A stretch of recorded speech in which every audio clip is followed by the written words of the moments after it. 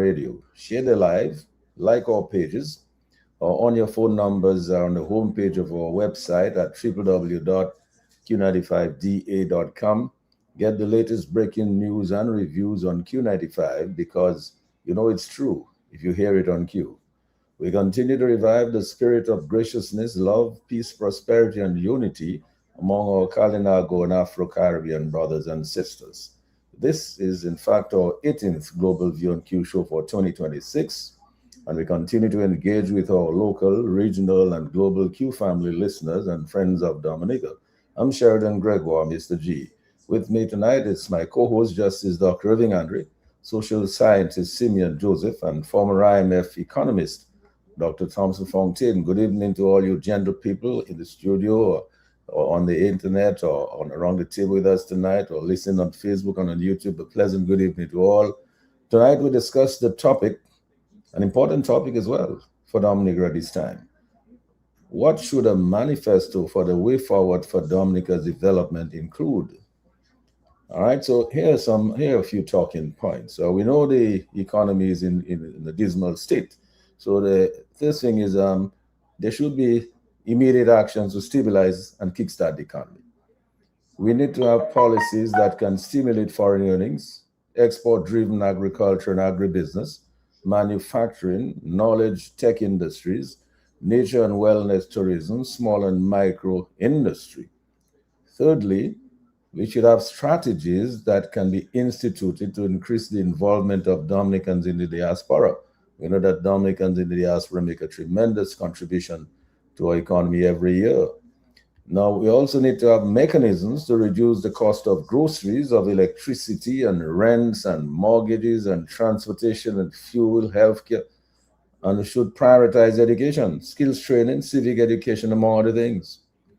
We need to have in there, I believe, policies, strategies, and plans to incentivize the establishment of infrastructure and conditions for developing internationally competitive sports and arts and culture.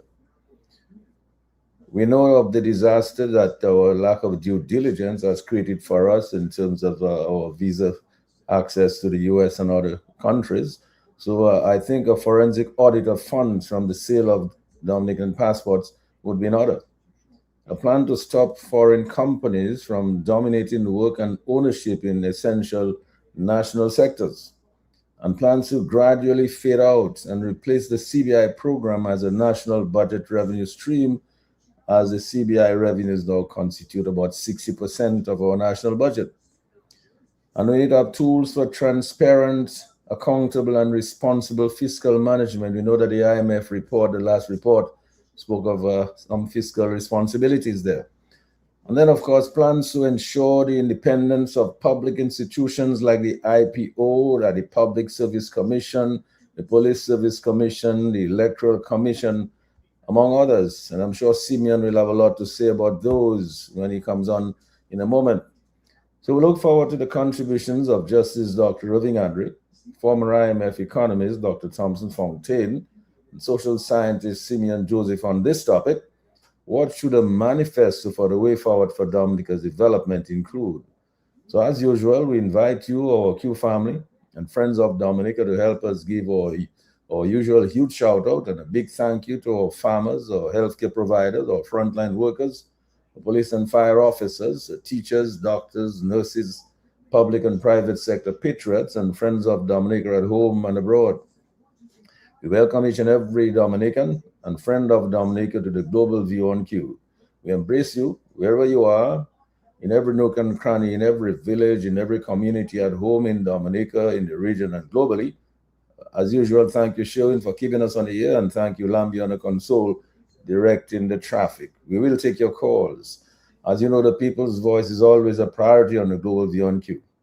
I go now to Justice Dr. Irving Andre for his first comments on the topic, what should a manifesto for the way forward for Dominica's development include? So over to you, Dr. Andre. Well, thank you very much, and let me say good evening to the esteemed panelists, to the listeners, to the person in the controls, Sherwin, and to Lambi, who is here like an agent general, but sharp as ever.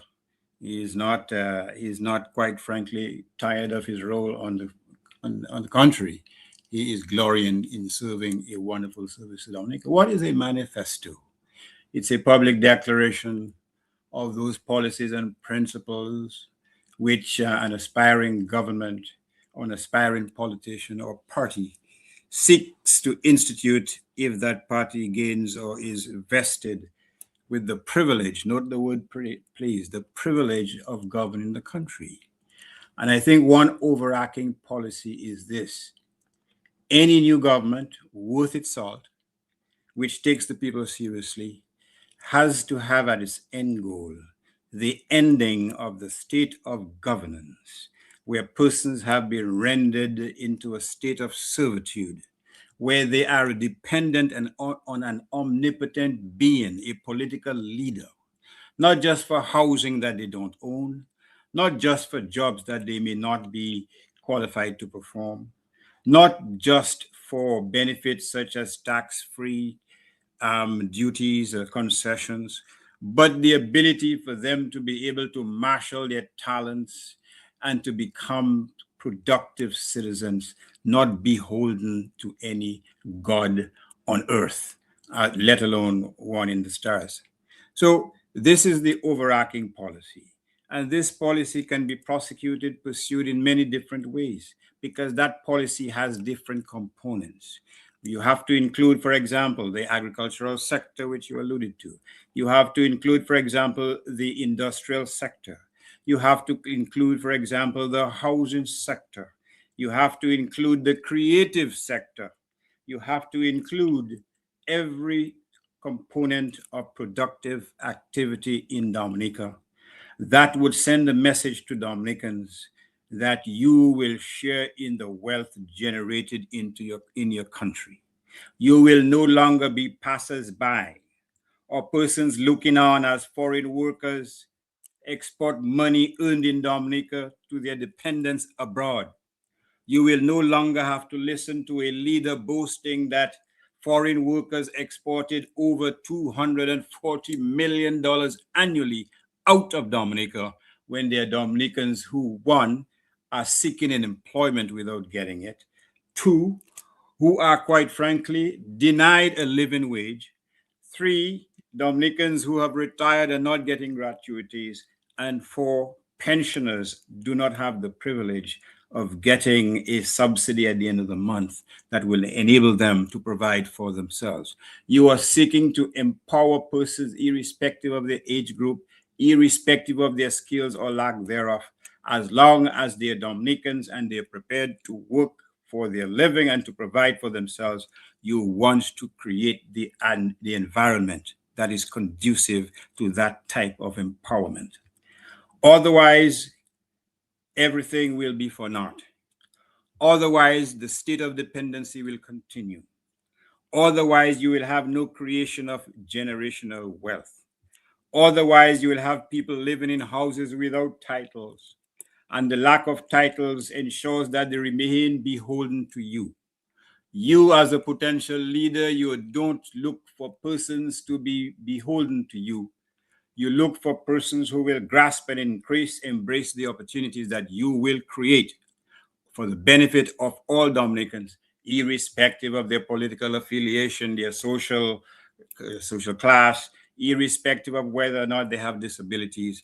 Your task is empowerment, because what you seek to do is to erase the scourge of the past, where a Speaker of the House, totally shameless, can blatantly, can brazenly, can egregiously proclaim that as Speaker of the House, his constitutional right of freedom of speech and the freedom of association makes him take a platform of the ruling, not the word please, the ruling party, and openly embrace in a most shameless and scurrilous fashion whatever policies the new government offers.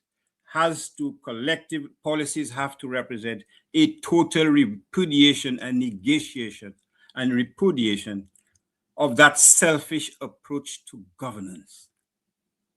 You have to have a system where the enrichment of individuals on the backs of taxpayers will be no more. You have to have policies where, in terms of austerity, in terms of hardship, You set the example as leaders by cutting your salaries, by cutting the benefits that you are getting, by cutting or reducing the bloated infrastructure, so that persons who are given the privilege, not the possession of being in power, will have to endure some sacrifices, just as the people of Dominica have to endure in terms of hardship. So, in my view, whoever aspires to be from the government, their their rule is quite straightforward: a total negation and repudiation and cancellation of all the selfish, narcissistic policies that unfortunately hangs over the necks of Dominicans like a guillotine. It's very simple. Which leader needs to pay $54,000 or $65,000 a month to live in a palatial home? Which leader needs to drive a vehicle or to be driven in a vehicle worth over 150,000 US dollars? Which leader needs to be surrounded by 12 or 15 police guards guarding against any mosquito that may come too close to the leader? Which leader needs to wear suits worth over thousands of dollars?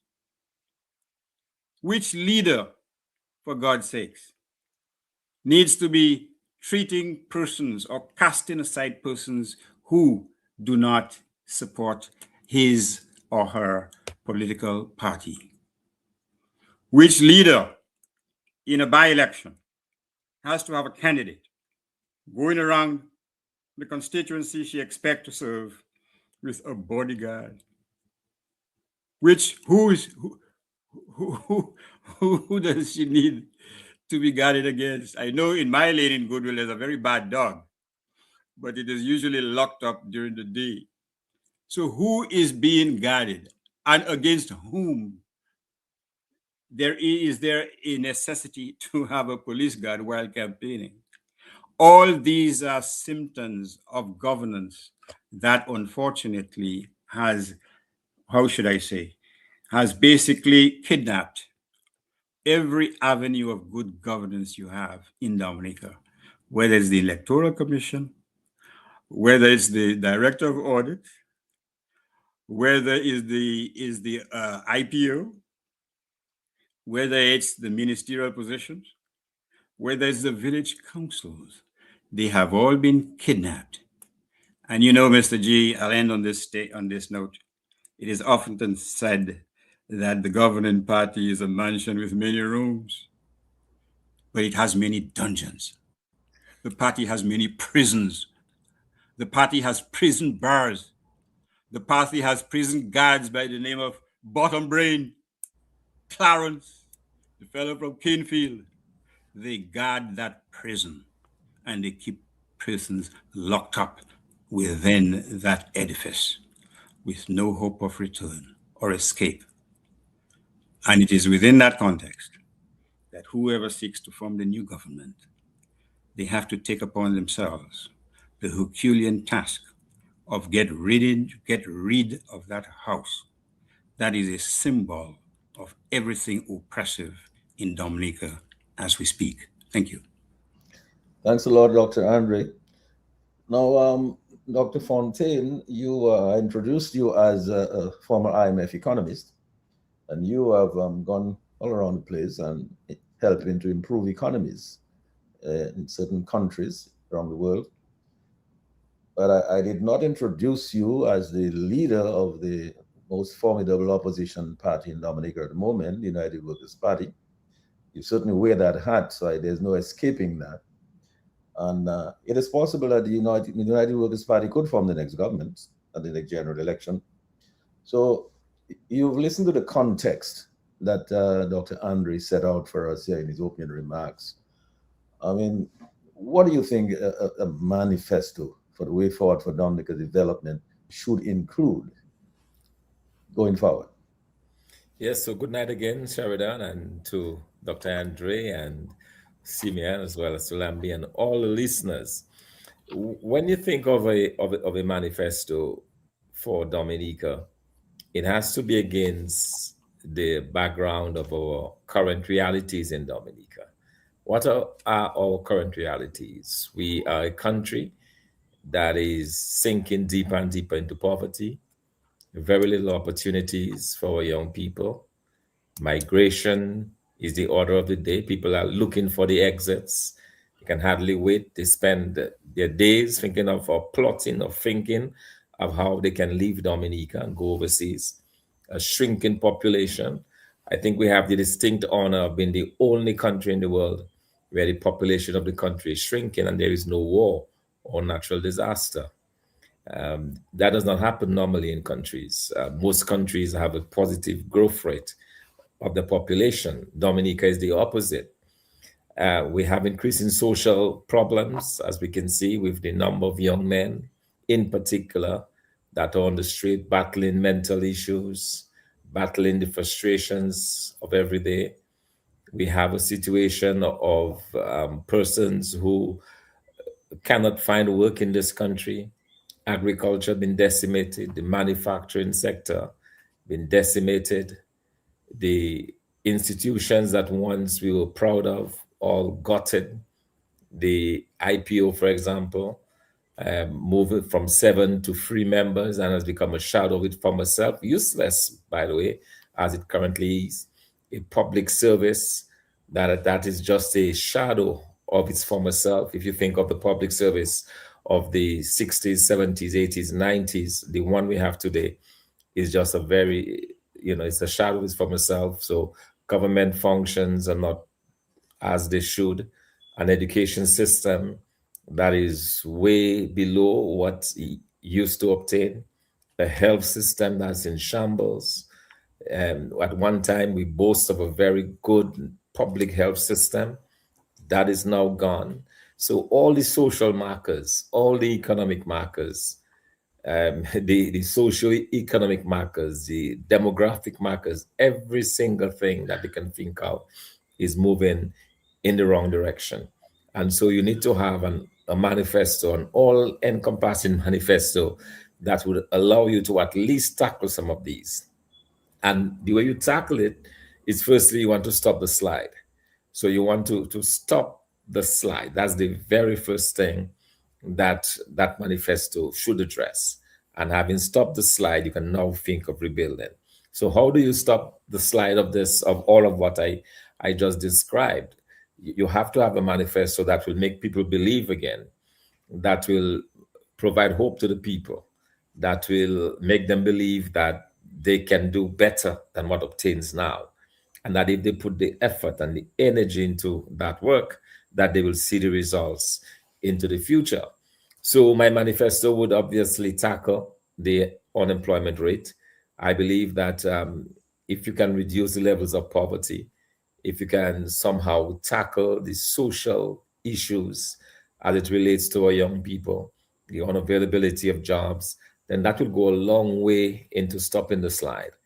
Because if people are able to find good paying jobs, if people are able to work, then they begin to have a sense of self-belief. Their attitude, their approach to life changes automatically, remarkably. So then I compare myself with my fellow persons, like my compatriots, people that I went to school with, say in primary school, and those who did not make it quite as I did, or who did not go on to secondary school and who did not get the kind of jobs and so on that we had. And I compare their lives now with mine. I'm not saying that my life is better, but you can see the differences, and you sometimes you see the hurt and the pain that is there. And so we want to address those issues. You want to have people to begin to believe in themselves again, believe that they can stay right here in Dominica and build a better country, that if they work hard, if they do what they can do with the rest of everybody else, then we can move forward. So tackling these social issues would be part of the manifesto. You would want to have a health system that caters for mental health, in the sense that you want to have the counselors, the individuals, and the trained personnel who can help guide that effort. so that people can identify early those who are at risk for becoming depressed or falling into mental issues, that these can be tackled. The issue of the rampant drug use, that has condemned so many of our young people to that kind of life. How do you deal with that? Rehabilitation center that would take care of those issues, counseling, a program within the schools that will be able to identify at-risk children so that their energies can be channeled in those directions. So you're talking about a manifesto that will have a complete rehashing of the education system, a redoing of the education system, that will have resources going into the health system, a manifesto that will also have some programs within agriculture, within the manufacturing sector, to provide jobs, to provide opportunities. But importantly as well, that manifesto must have a part that deals with restoring some of the institutions that has been gutted by this government, whether it's the police institution, whether it is even our, public service. How do you bring those back? How do you rehabilitate those? Because they have been really been put in a bad way. The sense of service to country is gone. The sense of pride is gone. Then you need to look at areas in which you can restore those. So that would be my opening salvo as far as the direction I would like to see. We've identified the weaknesses or the areas where we have been. And I must say, that in my own humble opinion, Dominica is at its lowest level that it has been probably ever in its history. Probably the only time we could have thought of a more depressing period for this country was most likely during the period of slavery. But in terms of the modern days, I believe these years are probably the worst years that we're experiencing. And Dr. Andre highlighted some of those, when you have a prime minister feeling comfortable to have access to $64,000 just to sleep at nights when people are really rolling in poverty. I talk about persons in Dominica today having to get up at nights because the rain is wetting their beds. That is where we are in this country. And it is just this complete difference in terms of a few people grabbing all the wealth and the majority of the country having to fend for themselves, floundering, most of them in poverty. That is the image that we have, and that is the situation that exists. And that is how you build a manifesto to be able to deal with those kinds of issues. Well, thank you for those opening remarks, Dr. Fontaine. We can see the context is being established where Dominica is now. But, Simeon, Dominica has seen better days. And I believe we all agree around this table here tonight that Dominica has a potential to do well again. If, for example, some of the things that we will outline here tonight in terms of what Dominica can venture into, because as we can see, some of the countries or neighbors in the region are doing much better than we are. At one time, we were ahead of them. So, their potential is there. And in manufacturing, in tourism, in agribusiness, in agriculture, in agri-processing, in all those various industries, the potential is there. It's just that we have neglected those. In fact, at one time we said that agriculture was a has-been industry and that we should just disregard it and just depend on passports for our revenue. Can you imagine that? So, Simeon, your thoughts on where we are now and then where we should go from here in the manifesto. Good night, Mr. Gregor. Good night to your listeners. Yes. Good night, Dr. Fontaine and Dr. Andre. I feel rather small to be in the company of such austere gentlemen tonight, but I'll try my limited best to see if I can throw in a notch in this conversation tonight. So you have thrown the word manifesto at us, and I'm going to say tonight that I'm going to discount it a little, the word manifesto, and I'll tell you why. I have had the opportunity to have in my storage manifestos of all political parties going back to 1970. That's until Hurricane Maria. I lost some, but I'm getting back some of them. And when I have surveyed the manifestos over the past, you would say 50 years of Dominica's political history, and counting on fulfilled promises, I think by and large one can say that manifestos in Dominica can be equated to New Year's resolutions. People on the 1st of the year say what they're going to do, and by the 2nd and the 3rd of January, they forget those very resolutions. And that's how I view manifestos in Dominica. I think with the exception of the manifesto of the Dominica Labour Party in 1975, where if you look at that manifesto, you'll see only 4 items were not delivered in that manifesto. There were many things that were in that manifesto. Establishment of Dominica Social Security, other things like National Bank, Aid Bank, the building of the port, establishment of Women's Bureau, all of those things, about 4 items which were nothing. When you look at all the other political manifestos over the past since then, you will, as I said, there is very little that one can say has been manifested by these manifestos, particularly in the past 26 years. When you look at the Dominica Labour Party manifesto of 2000, 2005, 2009, 2014, 2020, when you look at those manifestos, if you count it, and I have done it, you will see that in the manifestos of the Dominica Labour Party for the past 25 years, there have been over 300 and plus promises made, and less than 50 have been realized or been delivered. Let us not forget, they promised a brand new cruise ship berth in Lale Coco to be done within the first year in office. Let us not forget, they have spoken by and large about the Rosa Rehabilitation Program. They have spoken about, when you go in the Dominica, this current government manifesto over the past 25 years, it is a dying shame to see that so not, and when you add promises in the budgets, promises at Independence Day parades, the number over 500. So I would say I want to move away from your word manifesto tonight, because when one examines what a manifesto is supposed to be, it's just a written declaration of values and intentions that a political party wishes to do to gain support and to inspire change so that they can win public support.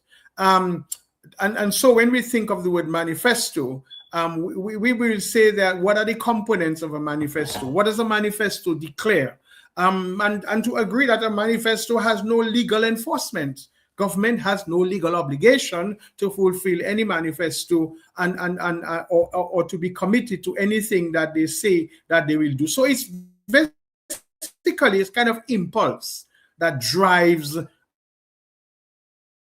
people into having a manifesto. What Dominica deserves a comprehensive policy overhaul. When you look at Dominica today, in order for us to, the Dominican economy to ensure any long-term sovereignty, which is what we want. When we look at the state of Dominica today versus other countries, we are far behind the economies of the other lesser island states in the Caribbean, and even compared to countries that became independent along with Dominica and after Dominica, they can guarantee more long-term sovereignty to their population as opposed to Dominica.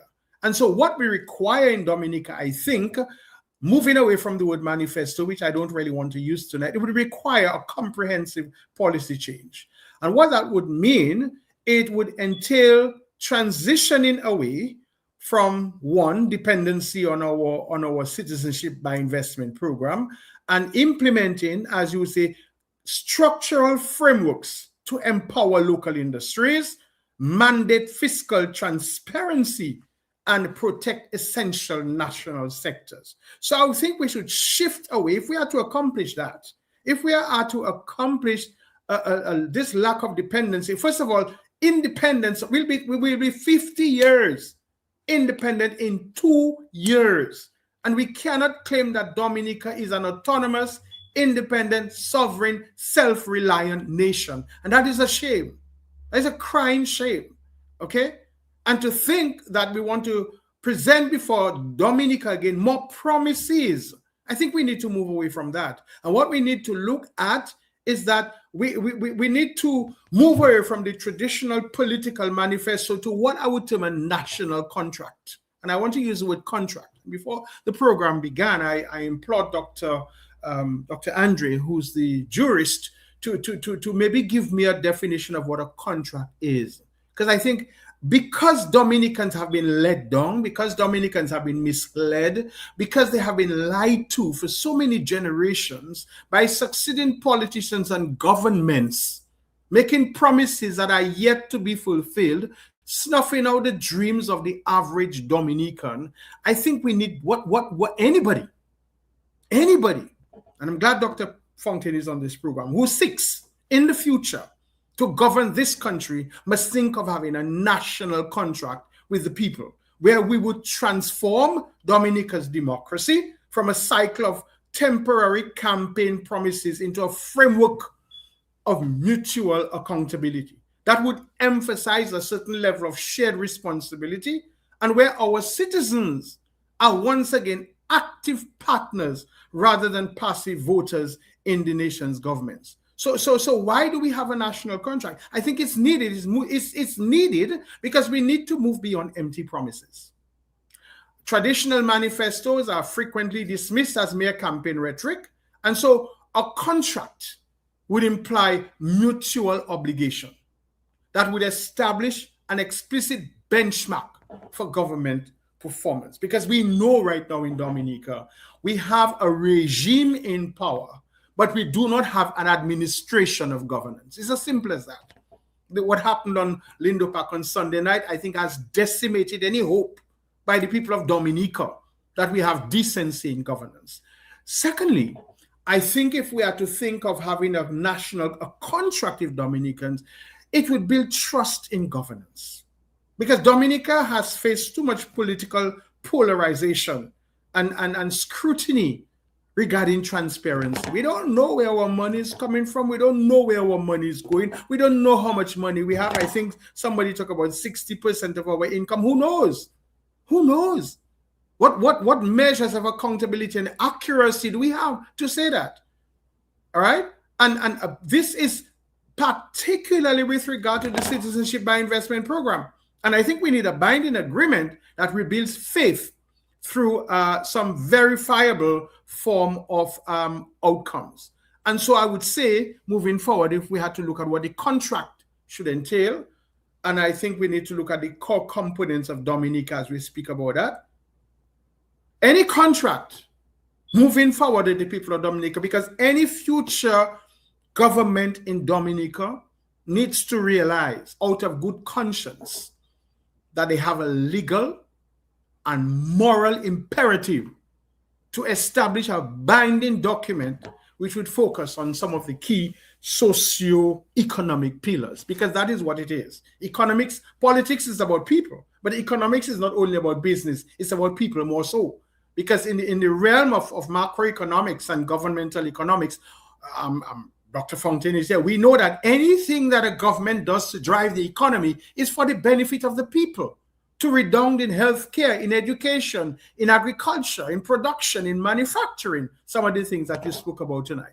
So first and foremost, I think if we have to look at what would be the key socioeconomic pillars that I think any incoming government or future administration of this country has to think about in terms of understanding that when people elect you into power, you have a legal and a moral responsibility to ensure that you enter into a contract of the people of Dominica where you hold yourself accountable to the promises that you made for them.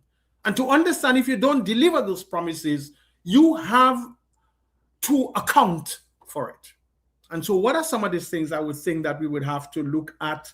I would say climate resilience.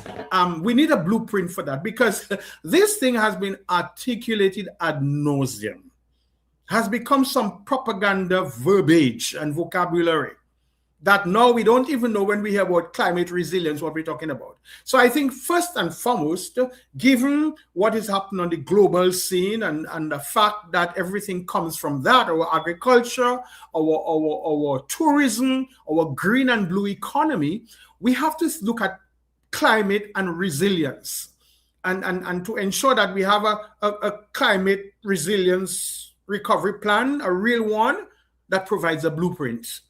And that would outline, to my mind, clear targets for building resilient infrastructure, for retrofitting healthcare facilities, and also to ensure that we have proper roads infrastructure. We should also have to look very clearly at moving forward. A new contract with the people of Dominica should ensure economic diversification and accountability rather than listing vague developmental goals. And so we have to look at we have to look at renegotiating our utility deals such as Domlec, because Dominicans are being pressed because of the high exorbitant rates that they have to pay Domlec. And we have to also outline specific timelines for attracting major airlines and so to the island of Dominica. Another thing that any incoming government has to think of in terms of having a contract with people is civic participation. And I am totally happy that the quote-unquote so-called Speaker of the House of Assembly echoed on Sunday night and invoked his right as a citizen of Dominica to speak freely, clearly, and to be a free person. Because we know that with the current regime in Dominica, civic participation is something that people are afraid to be part of, to be involved in. And so any new government or moving forward in Dominica, we have to ensure that we have a true contract that facilitates civic engagement. Dominicans must once again begin to be brave and proud and courageous and happy that their voices can be heard. And that would include every Dominican, including the diaspora, people in the Kalinago community, so that they can be legally integrated into policy making. Long ago, I mean, when you look at so many things that are happening today, they just drop down from the sky. You know, integral development, integral human development dictates and demands that when you're dealing with projects, you have to consult on a grassroots level with these communities and peoples who are being affected. Look at the airport. Look at how Wesley and Woodford Hill and Marigot has been so severely affected. Look at Debwash. We just have ad hoc, Vicky-Vi, autocratic, fascist ways of implementing development in Dominica without civic engagement. The participation of the people will be mostly affected. And I think any government moving forward needs to ensure that part of the contract, not manifesto, you can't promise people you're going to involve them. You have to understand that you have a legal and binding obligation to involve your people whom you govern into the decision-making processes that would rule them.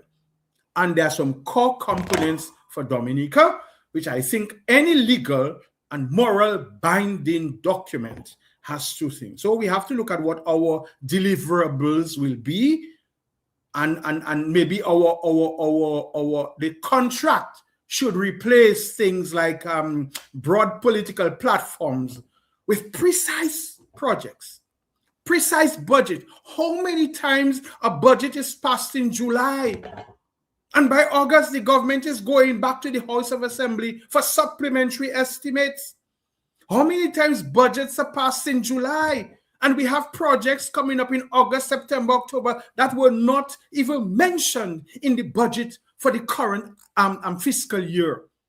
And attached to the budget must be actionable delivery dates, because it would mean, therefore, that any government who wants to come and deliver a budget address in any fiscal year must be able to tell the people what your last budget was able to deliver and what were the actionable dates by which you stated things were going. What are we accustomed of hearing in the next 3 months? That's the quotation, quote unquote. What have been accustomed of hearing from the current head of government and ministers of Dominica in the next 3 months, before the end of the year, hopefully early next year. And we hear all this mimicking of empty promises. Not only that, we never hear, all we hear is millions, millions, millions, millions. And then we get excited when we hear millions, but we have lack of accountability. So that would say, in addition to that, we need legal and civic oversight, where citizens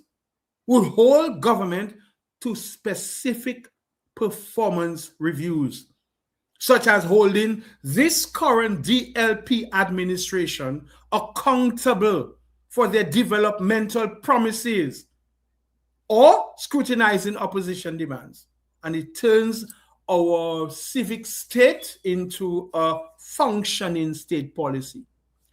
It would mean, finally in closing, and maybe I'll come back later, that we would have enforceable transparency, that establish independent boards to track capital expenditure and to ensure the government side of the contract is enforced. And I would like to end in saying, penultimately, that it is time any government who comes in power puts in place the ombudsman of the Constitution. Because since 1978, successive governments have violated the Constitution. When the Constitution clearly says there shall be, shall in the operative term in law is not optional. It's imperative.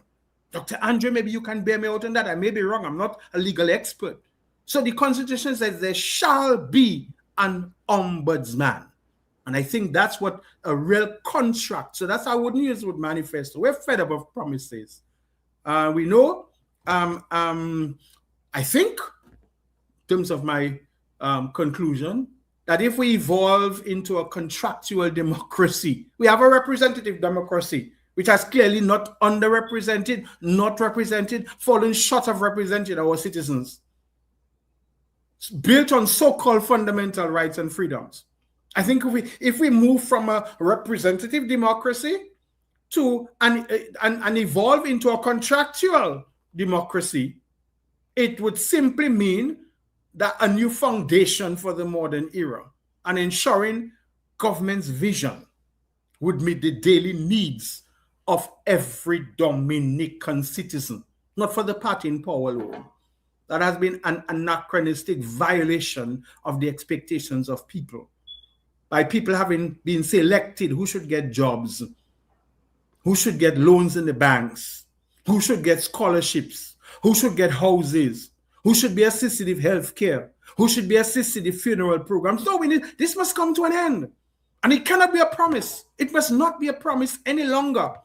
Too many so-called quote-unquote manifestos have made unfulfilled promises, and politicians who seek to govern Dominica from 2026 and beyond must get it into their thick skull that you cannot look at the average Dominican, take them for granted, disrespect them, make promises to them and not fulfill the promises, or that you say, no, it is time that governments understand that they have that obligation, right, to enforce a certain level of transparency with a certain level of legal and civic oversight that would ensure that Dominicans on a whole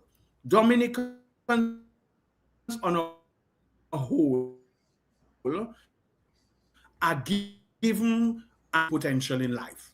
The young man on the side of the street, the young mother, the students who are graduating from high school, so many of them this year, the young people farmers who are looking for a better way of life, for all these young married couples who are looking to establish themselves, for the professional Dominicans who regrettably have to leave this country in droves because they cannot see themselves having a bright future in the very country where their navel string is buried. That will be my opening statements tonight. Yeah, and thanks a lot for those very strong remarks there. Simeon, I know that Dr. Fontaine would have a lot to add to what you've just said, and I will go to him momentarily, but I want to go to Dr. Andre because you spoke about replacing a manifesto with a contract. I am not the legal mind here tonight. I don't know how an opposition party could enter into a contract with the people of Dominica, for example, while it's campaigning. to form the next government. Dr. Andrew, maybe you can enlighten us a little bit on that aspect of it. But Simeon did make quite a few strong points in his opening remarks. Well, first of all, in terms from a strictly legal perspective, I don't know that an aspiring leader of the country can enter into a contract with the people, at least a formal legal contract. There's no consideration, that is to say, there's no value in exchange for someone voting for ABC. But in a sense, when a party comes up with a manifesto indicating here is what we are going to do, that is a form of contract which is not necessarily legally enforceable. But bear in mind that the promise is that if I do not fulfill what I indicate I will fulfill, then the people can enforce that contract by voting for, not contract, that manifesto, by voting for another political party. In an ideal world, in an ideal democracy, that's how it works. In a democracy which is divorced from influencing people, bribing people, inducing people illegally to live their residences outside of the country to come and vote in a particular constituency, by paying people, by giving them money under the table, and that even goes on according to the past elections, on the very day of an election, in a democracy which does not have those types of odious practices, then in one sense, it is an enforceable contract. The people are exercising their vote to say, you promised A, B, C, you did not fulfill any of these promises, therefore we're going to show you the boot. But where you have an entity that has entrenched itself in the body politic, that subverts every institution of democracy in the community, that takes away people's ability to earn a living wage, that discriminates against people not because they've done anything wrong, but because of a cousin, a brother, a nenin, an uncle, a makome, votes for another party. Where you have that level of victimization, then the whole process, underpinned by free and fair elections, by the free exercise of one franchise, when that is divorced from the body politic, then everything is lost from the perspective of the democracy. And that's the problem that we have. The fact of the matter is, and I appreciate what Simeon says in terms of the adherence to policies set out in manifestos, but in all other parties have had no difficulty at least fulfilling some of their promises as manifested or set out in their manifestos, including the UWP, quite frankly. But where you have a systematic destruction of those, Simeon talked about Rosso. How many development policies should Rosso have, for God's sakes? Huh? You tell me, how many of these things? Didn't a minister promise that when young people to the age 20 or 22, they will get $20,000 and so on and so forth? Where are all those promises? They have gone. But the problem in this democracy is that the persons in power are not held accountable. The people do not take stock. The people do not have a performance appraisal and rate them and grade them and reject them based on their dismal failure of that of those promises that they made. So this is the problem that we face. The process is skewed. People are bought hook, line, and sinker. Some of us choose a little extra money as opposed to maintaining the good and the well-being of the majority of people. When someone gets victimized, we looked away. Even your trade unions are looking away. Perhaps the pastors are looking away too. Perhaps some persons among the clergy are also looking away. But that is part of the problem. A lot of civic-minded institutions, civic-minded individuals are looking away. As Father Shapley said months ago, nobody sees, nobody hears, because they don't want to. the duty-free SUV is more cherished than your conscience, than your principles of being your brother's keeper. This is the problem that we have. This is what results when you destroy every institution of good governance in Dominica. And yes, Stephen is quite right, and that is a talking point. For a number of years, we have never had an ombudsman. But let me ask you one question as my last parting shot. If we had one, what make you think for one reason or 1 second that that ombudsman would have a better record than the IPO, than the chief elections officer, than the chief of police?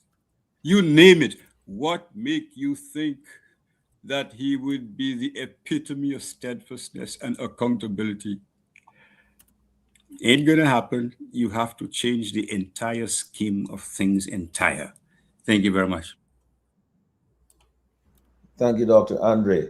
After you, Dr. Fontaine, I will ask Lambi to open the line and let's take a few calls, because I'm pretty sure there are lots of people who want to participate in this discussion of this important topic here tonight, because after all, we're on the eve of a by-election, and it seems likely that there may be a general election by the end of this year. Who knows? So, Dr. Fontaine, you've listened to the comments of Dr. Andre, you've listened to the comments of Simeon on this contract, and as distinct from a manifesto. But the point is making in all of this is these are integral things that are integral to the development of the country. I mean, no matter whether you call it a contract or a manifesto. The UWP was in there for about 4.5 years, and they fulfilled many of the promises made in their manifesto. They fulfilled those promises to the people. They delivered on many of those promises. So your thoughts, Dr. Fontaine? Yeah, I think it's important. I understand what Simeon is saying, in the sense that generally governments fail to satisfy the manifesto, and very often it is just plans that are in there and without the necessary backing, or even some of them are probably not even well thought out, those promises.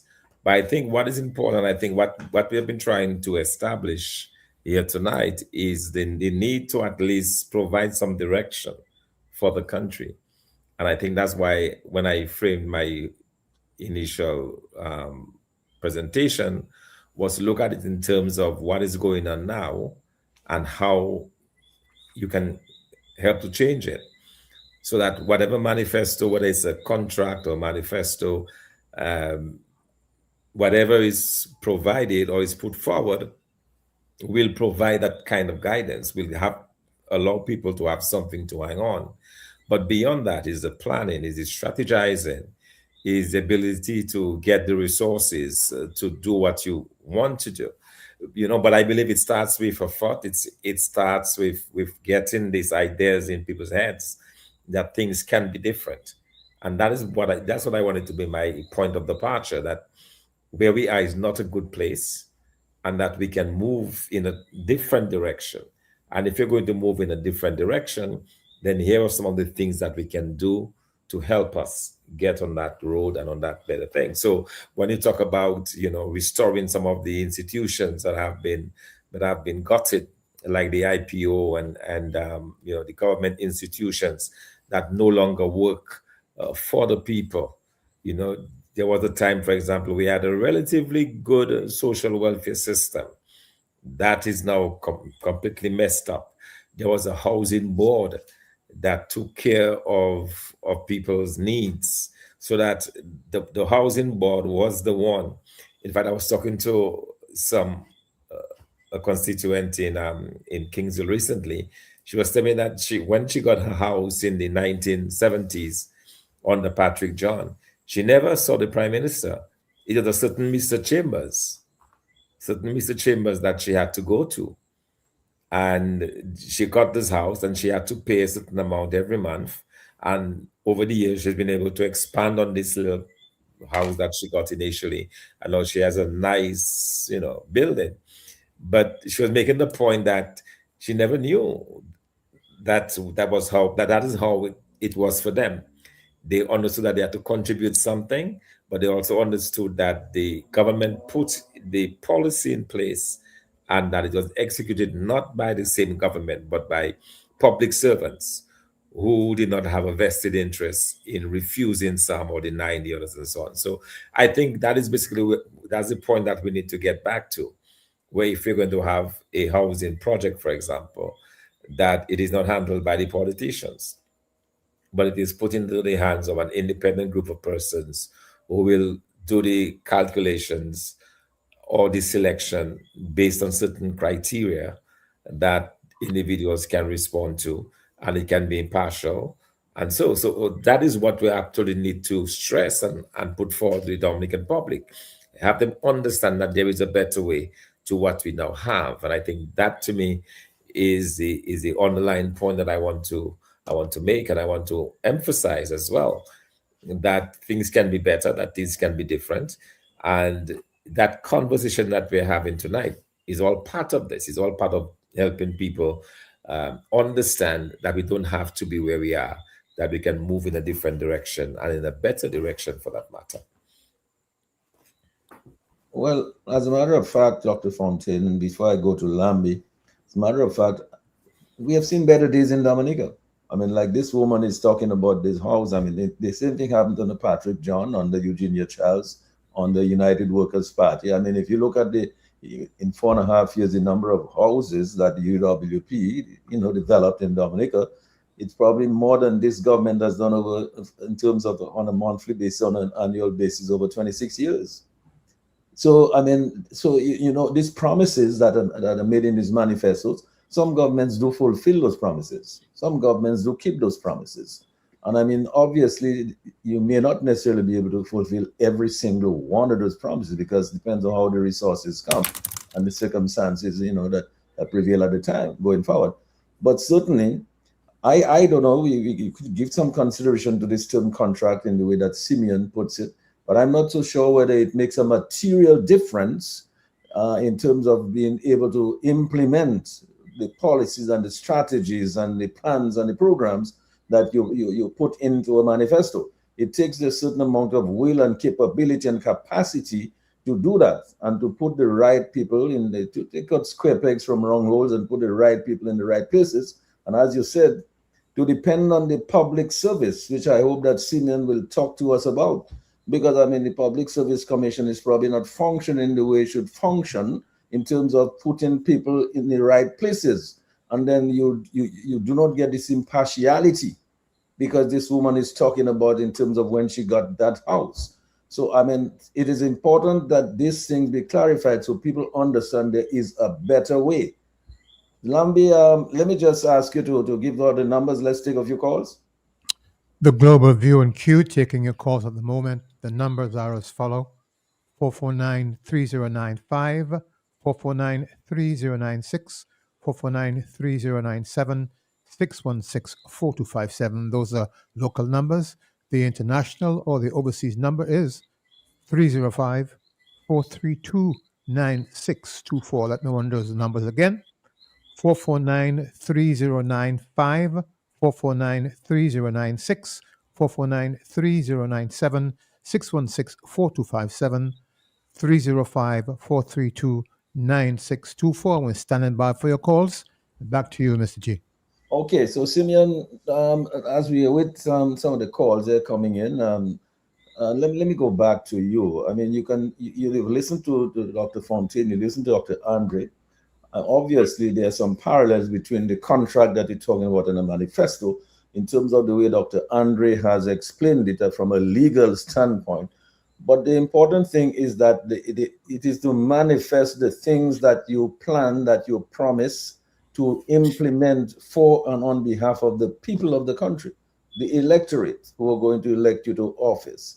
And certainly, I mean, if your intentions are pure, if you have the capacity to do it, and in fact, if you put the right policies and strategies in place and the right people in the right places, you will be able to fulfill many of the promises that you make in this manifesto or in this contract. Well, yes, I'm sure, and I'm thanks for using the terms interchangeably as I've mentioned them. And I know it's a novel idea, and people will say, for instance, that's how it is in all other countries of the world, and that's how it is, etc. But I think it's worthy of some consideration, given the fact that, I mean, we are entering a sphere of governance the world over. When you look at what's happening in the United States, for instance, which I won't mention now, and I don't think we want to go into tonight. We don't have to go to the United States. Let us just look at Dominica. Let us just look at the brand and breed of current day politicians, leaders, and prime ministers. Just look at the pool of people who have assumed the positions of leadership and of governance in the region. They are far removed from the quality and the caliber of politicians and heads of government that we knew once upon a time. Very few of them can claim any measure of exceptional accountability or even credibility. And so I think when we think of that, I mean, the question is, we must come to the realization that politicians today are not as trusted as politicians of before. That people see politics. Let me tell you, when you look at the landscape of Dominica, it's frightening. It's frightening where the average Dominican will tell you things like, oh, the current prime minister can take money because if it was you, what you would do, and you can understand because he bringing the money in the country and he controlling the money and he bringing, and people want to legitimize that there's a mindset. There's a mindset now in our Caribbean politic and even the Dominican politic that transactionalism, which I mentioned some time ago, and popularity is what is supposed to be the nature of the game in politics. And we see it happening in the Roseau North constituency now. The high level of transactionalism, quid pro quo, that is now becoming an established process in the political, an established, how you call it, an established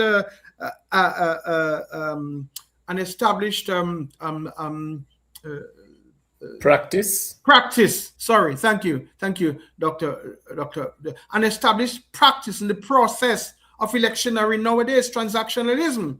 Okay, and so we have to think that with this undergirding habits, it's going to be very much more difficult for politicians of today to fulfill any what we call quote unquote campaign manifesto promises, because when their intention might be to go there, the transactional nature of politics might just cause them to go there. And we have seen this in Dominica. It is mainly because of the transactional nature of politics that is being practiced by this current regime in Dominica and the head of government that we have that has caused us not to be on a direct path to the kind of development that we want, because everything now is do what you can, where you can, to win a constituency, to win a vote, to dethrone a parliamentary representative, or to get a Labour Party person elected. And so, was it some time ago we heard the Prime Minister saying that Goodwill School or Tetmon was given a school instead of Thibault, because he took the money from Thibault and brought it to Goodwill. Some kind of statement like that, okay? When that Goodwill constituency was promised a state-of-the-art school since in 2009, okay? So this is what we have to be, we have to look at it, that we need to promote and foster the mindset that the term contract means an inherent obligation, that you cannot make people promises and not fulfill them, okay? And whether or not it is literally defined or whether it is spiritual, because I think that there's the letter of the law and there's the spirit of the law, but in terms of the spirit of an understanding of what contract is, politicians in Dominica need to think of that. And I bring that now to my proposition that for that to happen, many things have to happen. We need to have greater accountability in governance. And I don't think we're going to get it as we have it now. I am one proponent of the idea that we need a bicameral legislature. The unicameral automatically. And we have to move away from that. And I would say further, I am radical about it, that we need to reduce the number of constituencies in Dominica. We need to reduce the number of ministries in Dominica, and we can do it because the population of Dominica does not warrant or justify 21 constituencies. Let us look at the east of Dominica, for instance, from Vacas to Rosalie, etc. The total voting population at that entire section of those elections at less than 10,000 people. Less than 10,000. I think Dr. Fountain's constituency, sometimes the winner wins by 500 or 600 votes, the total number of votes. Okay? So what are we doing with 8 or 9 constituencies for a population of 9,000? We need to look and we need to redraw the electoral maps to match our 10 parishes in Dominica. So when we look at St. Andrews, when we look at St. David's, when we look at St. Patrick's, we just have to have 6 constituencies. When you look at St. Andrews, we look at Vacas, for instance, to I think, Marigot. What are we doing with Marigot, Wesley, Peebush, Vacas? What are we doing with all these constituencies? When you look at the total voting population and even the declining population in Dominica, a waste of money, right? So I think we should just have St. Andrews North and St. Andrews South, cutting it off somewhere in Peebush or Calibishi, and let Marigot, Wesley, Woodford Hill be a constituency, okay, and maybe up to Calibishi, and then Peebush to Vacas can be another constituency. Because look at the population; these are dwindling villages. When you go to, I think it's St. David's, when you have to look at maybe Kalinago territory to I think Cassibrus or wherever, what are they doing with all those constituencies? You have St. David's North and you have St. David's South, and when you go to St. Patrick's, you have St. Patrick. That brings it down to 6. So you reduce these constituencies. And then when you look at the west side of Dominica again, and you look at the total number of votes, you don't need all those constituencies on that side. Roseau North, Roseau Central, Roseau South. And just look at the number of people in Roseau, 1,000-something people that the candidate gets to win an election. Total voting of about 3,000 people. Same thing for Goodwill, 3,014 people. So why can't we have just St. George's North and St. George's, or St. George's North and St. George's South? St. Luke's can be a constituency.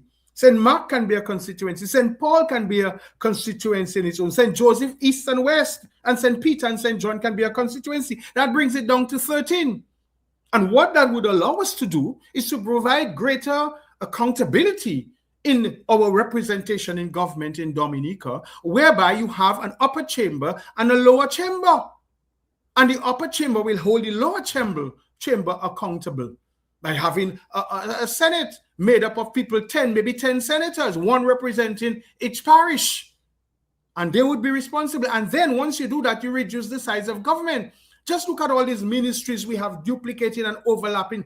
For instance, I always say when I look at the Ministry of Human Education and Human Resource Development, education, yes, dealing in school. But when you look at human resource development, it involves sports, it involves culture, it involves community, all these other little things that have to do with education, adult education, one place, this place, one place, that, just overlapping, just giving people jobs and paying them $6,000 a month for doing the same thing, overlapping responsibilities and duplicating expenses. So once we would have done that, and then maybe what we can do to revive our village council, I'm a strong proponent of this, we don't have to look at municipalities, where you broaden the local government representation, where you grant them greater autonomy in terms of social services, in terms of other means of administration that central government does not have to take care of. Because we know that central government is not as ineffective as local government in the days when things like feeder roads and taking care of the different villages, that can be granted to municipalities. It may sound as a more complex government system, but it will provide greater accountability where that unicameral system we have now is not the eyes have it, majority counts to ensure that we have that. And I think moving forward in Dominica, if we have to look at, because let me tell you something, development in Dominica, and Dr. Fontaine said it, and Dr. Andrew said it.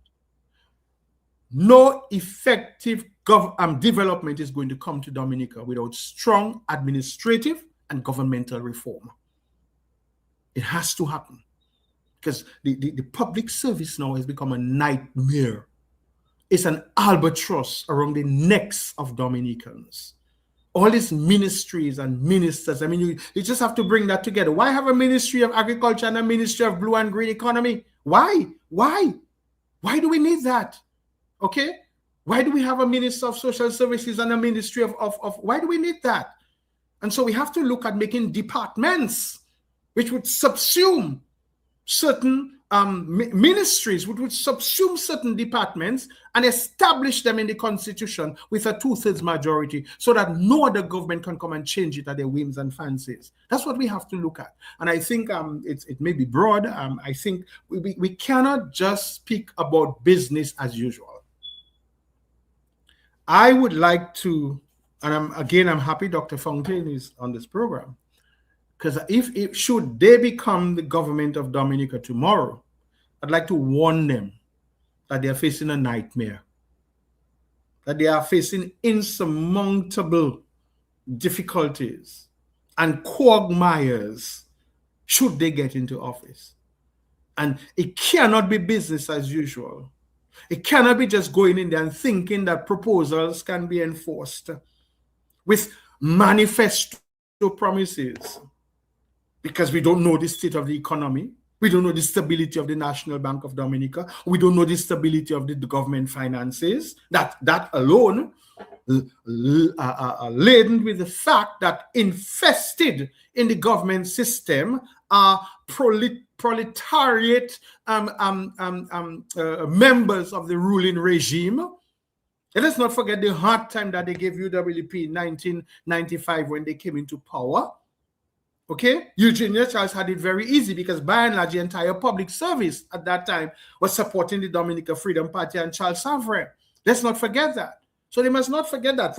I think right now, from the president, cabinet secretary, and all these people go down the scale in the government we have now, will be peons to this current regime. Should they, I shouldn't say should, when they lose power, because sooner or later they have to go. But I think it cannot just go, they have to be replaced. This transactional politics and seeking popularity for politicians, who's more popular, who's more educated, who's more this, who's more that. The people of Dominica demand better. The people of Dominica ought to have a better thing. And if we have to have hope on the horizon, it cannot reside in promises.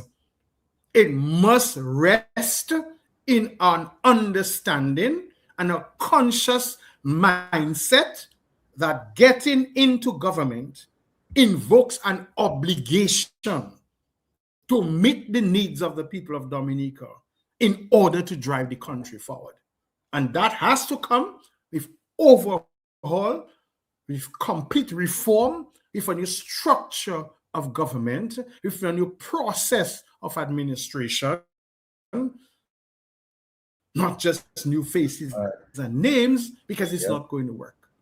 Because the people of Dominica demand better. Yampis, and so deserve better. The single mothers and the young children from Pottersville and Goodwill and Lower Goodwill and Upper Goodwill and Yampis and Gotha, they deserve better, and Dominica by extension. And I'm focusing on Goodwill because that is what we are today. Okay? The young people who cannot find employment, the fishermen, the farmers, the mechanics, the nurses, the policemen, the teachers. All these people are hoping for a better Dominica, and we cannot give them business as usual. We cannot go on platforms and just unload promises to them. They must regain the trust in the political process and in governance by knowing people who get into power will promise, will not only promise, but will deliver what they said they're going to do. All right, Simeon, thanks a lot for that. I mean, I will come to Dr. Fontaine in a minute to respond to this, because, I mean, obviously, We know Dr. Fontaine has been in other countries where he has met other economies and other public servants, and he has worked with them to help improve those economies. There is absolutely no reason why he could not do the same for Dominica. Hello? But let me just go to Dr. Andre to ask him to add his comments to this, to what Simeon has just said. Yeah. Well, look, the business of the state is much more important than giving it to someone, a neophyte,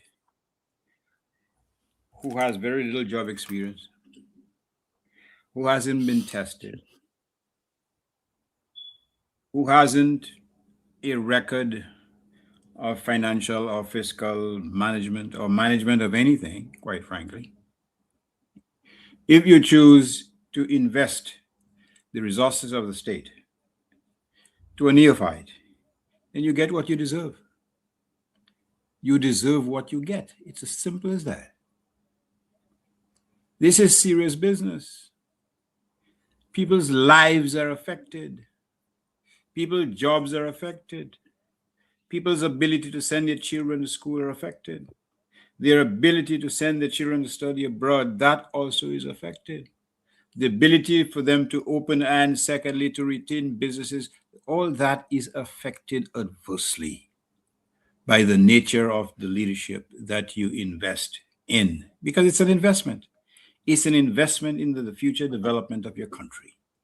If you invest in a leader who is literally frittering away the resources of state, then quite frankly, as the old folks would say, Zafedosa, if your head is so hard that you would entrust all that is precious in your state, the resources, the landscape, the agricultural potential, you will have all these things desecrated and decimated, and you don't give a damn, you deserve what you get. The problem is the innocent will suffer as much as the guilty. As much as those who would engage in those practices to fill their pockets, other innocent persons will suffer, as so many of them are suffering today as we speak. This is serious business. Dominica deserves better. And if you don't think Dominica deserves better, then you're as bad as the leaders that you elect to hold power in Dominica. Whether it's your parrots, whether it's your passports, whether it's your production, whether it's your natural resources, whether it's your key energies, you are prepared to give away these entities, these critical wealth generating activities and institutions to foreigners without batting an eyelid. You are prepared to have a company dig hundreds of feet into the ground in search of a mysterious rock for an airport in 2026, and you're fooling people with that errant nonsense propagated by a bunch of jokers who incidentally are employed by these foreign entities, are benefiting financially from them. These are the apostles who are selling a gospel of deception to Dominicans, and Dominicans accept that. You deserve what you get. Unless you arrest that type of backward way, Dominicans, unfortunately, will remain in that precipice. We talked about a precipice a couple of weeks ago. We don't have to look far. Look deep, watch, and there's a big precipice. The value, the welfare and well-being of communities in proximity to that precipice is being sacrificed and thrown right down into that precipice. And you're telling me that members of those same communities are casting their vote as if nothing bad has happened? They need to be lobotomized, quite frankly. It's as simple as that. Thank you. No, thanks, Dr. Andre. Now, you want to take a call, Andy, before I go to Dr. Fontaine? Yes, caller, please go ahead. Sorry for keeping you there all the time. Go ahead, please. Hello?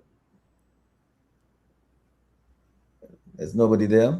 All right, so the caller will probably call back and you can make us a signal, Lambi, so we'll take the call when the caller calls back. Dr. Fontaine, let us remind ourselves, I mean, you were not around most of the time, but Lambi, you want to take a call now? I think the caller's back. Go ahead, please, caller. Yeah, Lambi? Yes. Am I in? Good evening. Yes. Yeah, good evening. Good evening, Lambi. Nice hearing you. Mr. G and the others on the panel, good evening. Everybody, good evening to you. Good evening.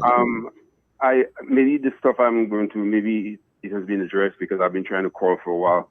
But I want to go back to Simeon for starters on the issue of the bicameral approach and the constituencies. I know he gave it the side of, well, the population, but I think the closing up of the constituencies is an empowerment of citizenry.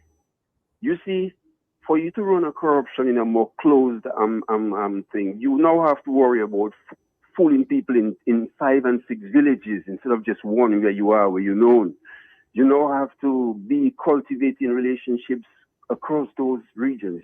When you come into that kind of thing, you have to be ready to, because you're interested in the politics.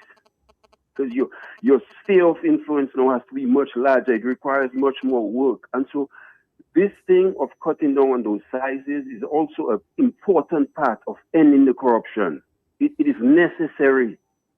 It's necessary. It makes the corruption process more of a challenge. And so I hope we can, another thing that I hope we can deal with moving forward is amendments with regards to consequences of citizenry and participating in politics.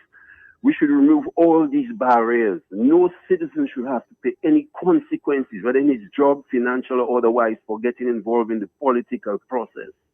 And so we need to end this nonsense. People of the cloth, and everybody should have a right, a democratic right in the country to partake in politics without any consequences to that participation. Anyway, I'm listening. God bless. Yes, thanks a lot. God bless. Let's take another call, Andy. Yes, caller, please go ahead. Yeah, good evening, good evening. Good evening. Good evening, Dr. Fontaine, yeah, Mr. Andre, and Mr. Joseph, yeah, the voice of God, and Dr. G, yeah, good conversation. I just want to, Joseph Judas Isaac. This is the same guy told yourself and said that he cool, eh? That's why he came into politics. He was owing a loan in a bank of $250,000. And he doesn't pay Social Security for his staff at Ira Pizza. Joseph Judas Isaac, your day will come. I'm not worrying you. Yeah, enjoy what it lasts. I'm your wicked. Thank you very much. Thanks a lot, but we have no way of confirming the information that the caller just put out, so we can't really support. Lam, you want to take another call? Yes, caller, please go ahead. Hello? Good evening, Dominica. Good evening, Dr. Fontaine. Good evening, everybody. Good evening. St. Joseph. Go register to vote.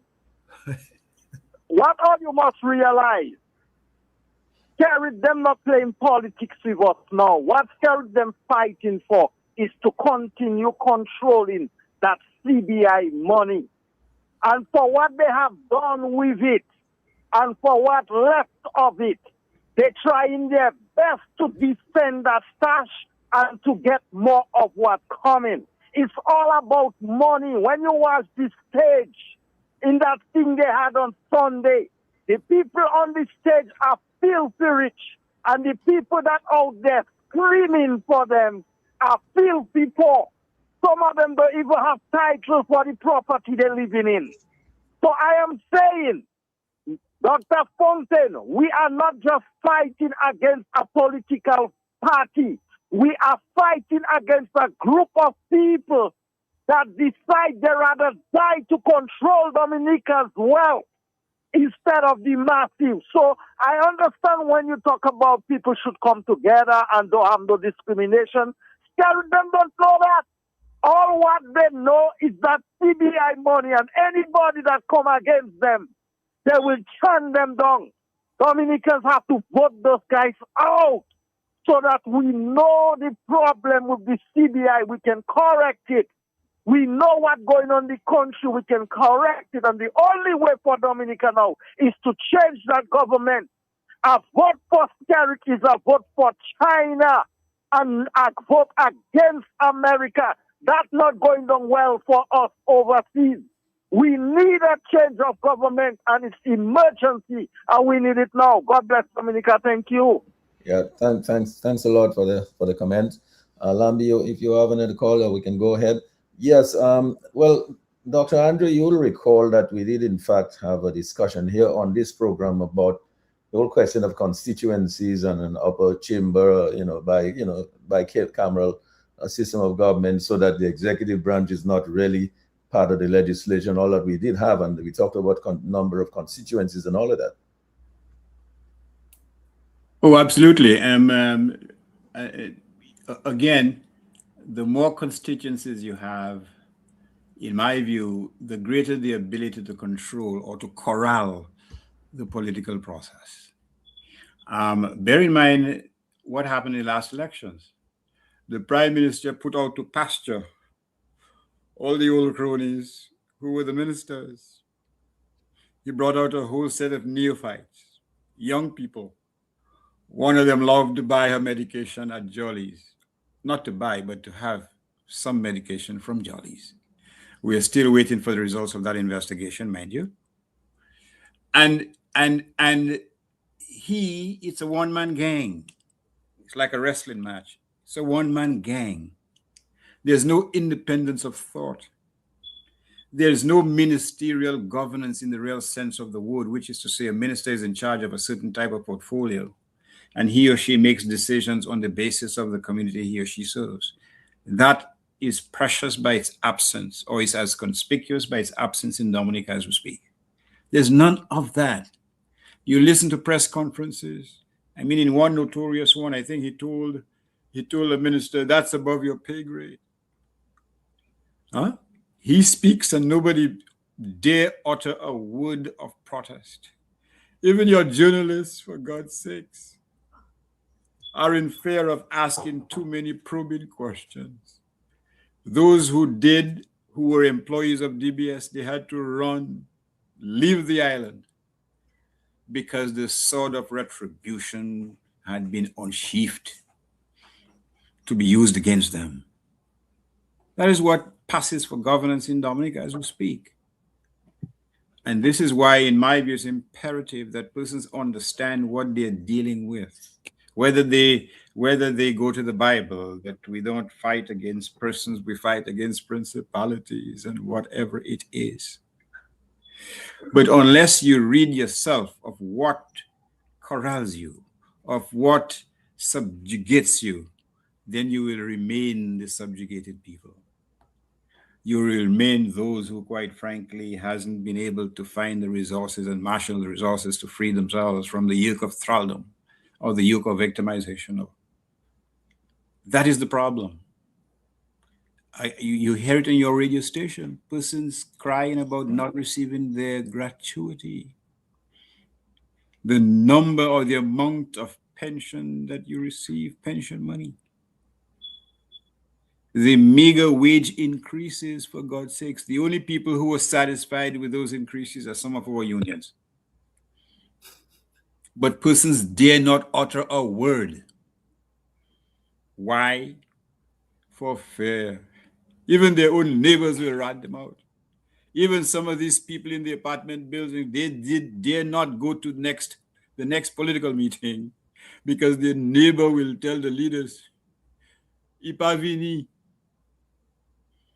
And it's not as if he or she was sick. And that will be perceived as a wavering of support. And that's what you have. That's why all this nonsense about the type of title that you get is an issue.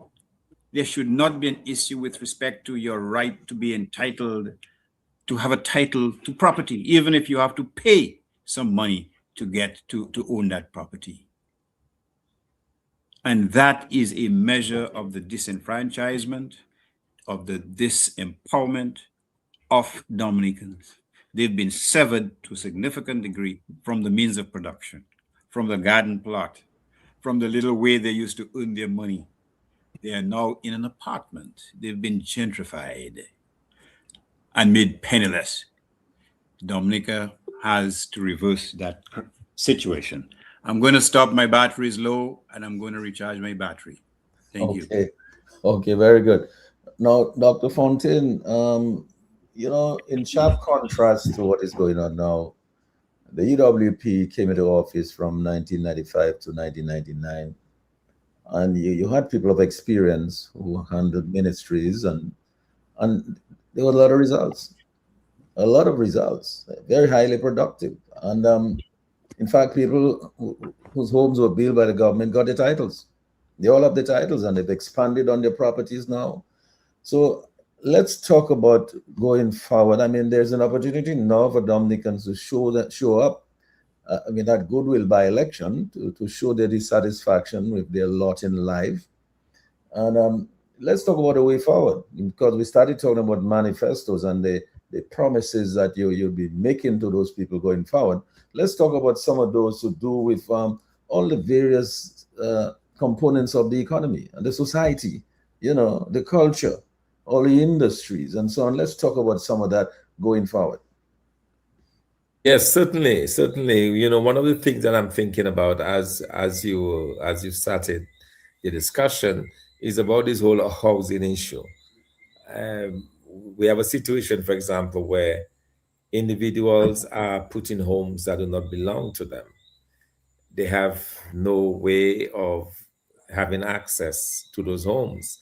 And I see that almost as a very deliberate and cynical attempt by this government to keep people within a certain level. Because if you're able to have a title to a home, that grows in value over time. It grows, it is much bigger than the amount of money you could bring in terms of income. You can leverage that in the bank and get additional assets or do other things. So it's almost as if the government is denying people those kinds of options. But in any thriving society, that is what you need. Home ownership is critical. Home ownership is important, not only for the sense of security that it provides, but for the access it allows you to be able to get other things. And so that is one of the areas that we would tackle very seriously, ensure that persons are not just given titles, but that there is some kind of contribution so that over time, as was done in the past, people get the ability to have title to that land. So that is very important. Another very critical area that is of much concern to me is the health system and where we are with regards to the health system and the access to that health system. It is very, very uneven. Persons of means are able to go overseas for better treatment. The government routinely flies out its people out of Dominica. But the average person who does not have the income, who does not have the means, they're stuck with the health system that we have. And very often that is not the best. Part of it is a lack of investment in the health sector. So we believe that if you're able to have a national health insurance scheme, that will go a long way into helping to deal with that issue. Because once people are able to pay, then you can have reasonable prices being charged, but this money is coming off the insurance. And that is something that I believe that we could offer to the Dominican public, a national health insurance scheme that allows them to access better healthcare, but not only that, it forces the whole system then will now be geared towards improving on the current health system and making sure those services are available to the general public. The other concern that I have is increasingly a society of the haves and the have-nots. At one time, there was a growing middle class in Dominica. That is now almost completely gone. Very few young people can see a future where they can earn wealth or they can have wealth so that when they are older, they can pass down to their offsprings. You don't have that really. One second. Simeon, could you mute your mic? Simeon, mute your mic. Okay. I'm Mike You is. see, Go ahead. you don't have that kind of access, where that kind of generational wealth is done. So it's almost like there's a conscious effort to concentrate the wealth into the hands of a few at the top, those who support the government, and then the vast majority of the country basically looking on. And if they hope to get a share of that, which is really what they get is actually crumbs, then they have to be constantly pandering to this government, constantly pledging their support and saying that, yeah, I will support you, Mr. Prime Minister. I'll give you my support if I get those crumbs on the table. So that to me has to change. I want us to go back to the place where we were, where people understood that if they worked hard, that there was some reward because it was based on merit. So the more you work, the harder you work is the more likely you will to succeed. It would be good to return to that. Look at programs similar to the one you look at. It would be important to return to that space, but that is something that we don't have, and it's something that. Let me just ask Dr. Andre to mute his mic because we're hearing this conversation in the background. Dr. Andre, please mute your mic. It's actually muted, but I'll mute it again, so I'm not sure. Oh. It is actually. Oh, hold on. No, your video is off. Okay, now you're muted. All right, excellent. So these are some of the areas, but then also the whole idea of tackling the economic problem that we have, which is a lack of production, a lack of investments in agriculture, a lack of a vibrant manufacturing sector. These are all areas that can be worked upon. So you can have a vibrant agriculture sector that feeds into your manufacturing with regards to agro-processing and essential oils industry. I mean, can you imagine Dominica having a very serious essential oil industry where you use all of these oils that we have, the patchouli and the cannabis oil and the bay oil and so on, and all of those different oils that we are very fortunate to be able to produce here in Dominica, along with our Vectibay, and to be able to transform these into perfumes and high-end products. And that is a real possibility. That is something that can be done. Our lemongrass, coconut oil as well. Huh? Coconut oil. I mean, you have a list of products already that are already there. Lemongrass is used. I saw it in Bangladesh. I boarded the plane and immediately I took the scent of lemongrass. But they have just sprayed the cabin of the plane with this spray. They have converted that into a nice spray. And you have this wonderful fragrance that is an air freshener, but it's used. And so, we don't even have to reinvent the wheel. We can do those things. And so there is so much, I believe, that we can do in terms of what I call rejiggering or restarting those engines that have been dead and rusted over for so long. But if you want to move out and to move to that place, that is basically what we have to do. We have to get those engines going. We have to put a focus on those areas and really work it to the point where we can begin to see the benefits out of it. Yes, thanks a lot. Simeon, I know you have some further thoughts on that, and especially the role of the public service in all of this going forward.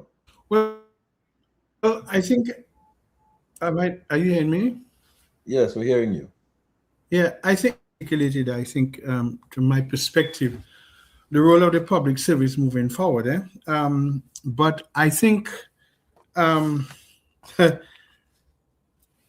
one of the concerns that I have, and it started a few years ago by attending graduations of high school, it struck me a lot last year and even looking at it this year, is how we can undervalue sometimes the importance of education in the future of any country. Okay? When we look at the normal interpersonal mindset, interpersonal behaviors, mindset, actions, and attitudes of our people, we cannot separate it from any progress that Dominica has to make. One of the everyday cries we have in Dominica is lack of proper customer service. But almost everybody in Dominica who has to, one way or the other, experience the need for service beyond expectations. So it's lacking.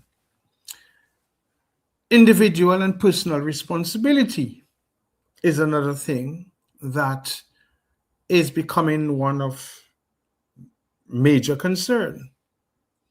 A disequilibrium between academics and social skills is another major area for concern. Of grave importance to me is the lack of civic mindedness, or what one can say, the dearth, so to speak, among many young people, youth, people in their 30s and even 40s about things Dominican. We have the Constitution, we have the laws of the land, then we have the proper procedures in the public service, then we have general orders and the norms for proper functioning. And again, this is one advice I would like to give if we're talking about moving Dominica forward. We have to think of value engineering a better nation. What do I mean by that? In so doing, we need to ask ourselves, how can we have a better people? How can we have a change mindset? When you look at how so many of our people are so eager to confront and to fight and to listen to gossip and to listen to rumors and to lay every reason that they have on hearsay without establishing facts. Very prevalent on social media. It's very easy. The fact that we are so sharply divided as a nation that if we like somebody, they can do no wrong. And if we don't like somebody, no matter what good they do, they can do all wrong. It's a mindset that we have. So the question that we have to ask ourselves is, how can we value engineer a better nation?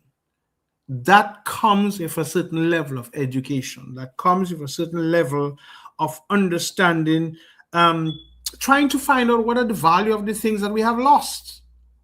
Kudme, the cooperative spirit, the need for respect in governance, the need to understand that as public servants, there is a measure of pride, and there is a need for respecting of the norms and the processes of government. You know, we have thrown a lot out. We have thrown a lot of the baby with the bathwater. And so I would think that if we have to move Dominica forward, we need to ask ourselves, what is the role of education and the role of educators and our public education system? Make no mistake about it. If we do not pay close attention to that, no matter what we speak about in terms of other policies and needs for the development of Dominica, we'll find that we have a nation of people who are basically devoid of what real nationalism and real patriotism is. And that has affected the public service. We have people who go into government who don't even know basic things about government and public sector. There are politicians who will not take the time off to study and to understand the expectations of government and when they get into power, they do not realize that they are not serving a person, but they are serving a system upon which a country is run. And so that's what we have.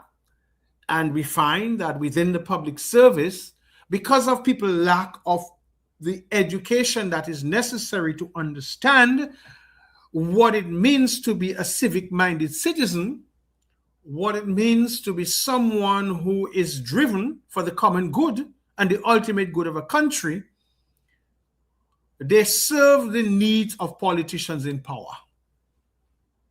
And so that is the relation that I would like to make, because a lot of our public servants have come to understand that they are not working for the state. They are working for PM. Ministers will say we're working for PM, and whatever PM says, that's what has to happen, irrespective of whether or not it is contrary to Public Service Act, is contrary to the Constitution, contrary to the laws, contrary to general orders, contrary to standing rule. Even if it is contrary to all of that, they will tell themselves, put that aside and let me do what the politician reached. Case in point, the Speaker of the House of Assembly on the political platform of the ruling party. Now, when we have politicians who don't understand that there's a difference, or there is the need for institutional integrity, where are we heading? Where are we heading? And that's a major question we have to ask. And I think if I were to answer your question about the public service, that is where it would begin. We need to have a re-education, just as I'm calling for contracts for politicians. We need to have a re-education of our people, because it is if we don't educate our people about major things about Dominica, the Constitution, basic laws, how our country is run, how our government is run. There's still many Dominicans who think and don't understand that the government is run by a prime minister who is supposed to serve the Constitution and the common good. And the prime minister is not a be-all, end-all. The prime minister is a chair of cabinet. And he cannot be dictating to ministers what he wants and for them to follow accordingly. There's no such thing about doing what the prime minister says to run a country. What people have to understand is that when you elect people to government and they form a government and there's a cabinet, it's a council of ministers who are supposed to get consensus on matters of state and not necessarily blindly following a leader because you support the leader. That's not how it goes. And that is why I'm always wary of politics that speaks to Messiah complex. I'm very wary of that, because I think once you bring in the Messiah complex into the realm of politics, you are planting the seeds for a certain authoritarian type of government, whereby it becomes part of the operational framework of the public service. And people are not driven by what is required of them to be effective public servants, but rather what is dictated to them by a prime minister, for instance, in our case. We live in a country in Dominica where ministers of government married with children are afraid of the prime minister. Big men and women, educated people, some of them more educated than him, and yet they're afraid of him.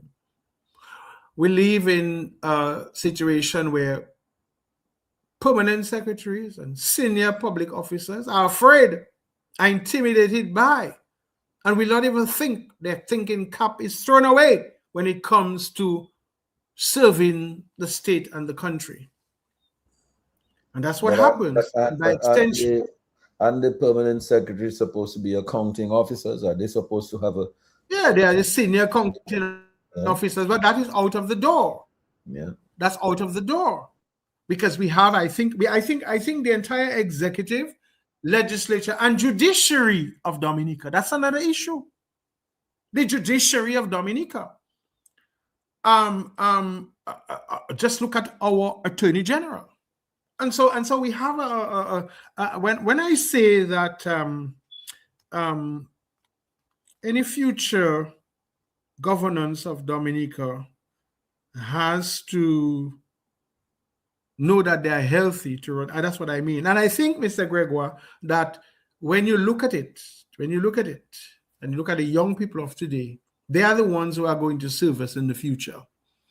And while we may have a preponderance of people getting qualifications, bachelors, masters, doctorates, one wonders whether all that mushrooming of academia even serves Dominica well. Because a lot of these people themselves, in spite of their academic qualification and their achievements, cannot think critically, cannot think reflectively when it comes to the function or being functionaries of the state. And that is a sad reality. That is why I think it's not just, we really have to think very seriously of value engineering a better nation. And how do we value engineer that better nation? Because it's going to be a task. When you look at the social fabric, the community spirit, the social cohesion, and the level of political acrimony and division and suspicion and distrust, and that exists in Dominica today, the man better man and the greed and the pursuit like crabs in a barrel to make sure that in order to reach anywhere, we have to destroy somebody, we have to walk over them, or we have to play politics and that kind of thing. We are in a milieu of sort of what you call a commerce of social instability. And I think what's going to restore that is we have to look at how do we re-educate our people? What is our education system about? How do we look at what we have lost as a country? Areas where we have thrown out the baby with the bathwater and come up with a new education paradigm, methodology, and everything that will usher in a new thinking for our people, which by extension, hopefully, will create a new cadre or a new population that thinks differently, that acts differently, that works more ethically, that is able to understand that as a citizen of Dominica, my commitment, my dedication, and my desire to do things right must be driven by an understanding of the need to work for the good and the betterment of Dominica. But as you said, Simeon, and that's what I think. Because, but as you said earlier, the public service cannot be held in a vacuum. And who constitutes the public service? Basically, because the public service really and truly is the boiling room for any country. No, but I was just... And if you have a bad public service, if you have a bad government and you have a bad public service, I mean... I was just going to comment that Yes, really, in order for you to get those things there, you have to make a new beginning. You have to have a regime change. You're not going to get this regime which is transactional to really do any of those things that you're talking about. So I just wanted to go to Dr. Andre for his further comments on this. Well, I mean, I think the what we need is clear. I mean, this is not rocket science. The fact of the matter is that we are in this mess because of policies or a mindset of the governing entity. That's why we're here. That's why our whole passport system has been compromised. That's why there are prohibitions against persons carrying Dominican passports, entering certain countries. This is not just by happenstance. There's a cause and effect relationship between our sale of passports to Tom, to Dick, and to Harry, and what is happening to Dominica as we speak. Why Dominica has been rendered into a pariah state. That is the simple answer to that difficulty.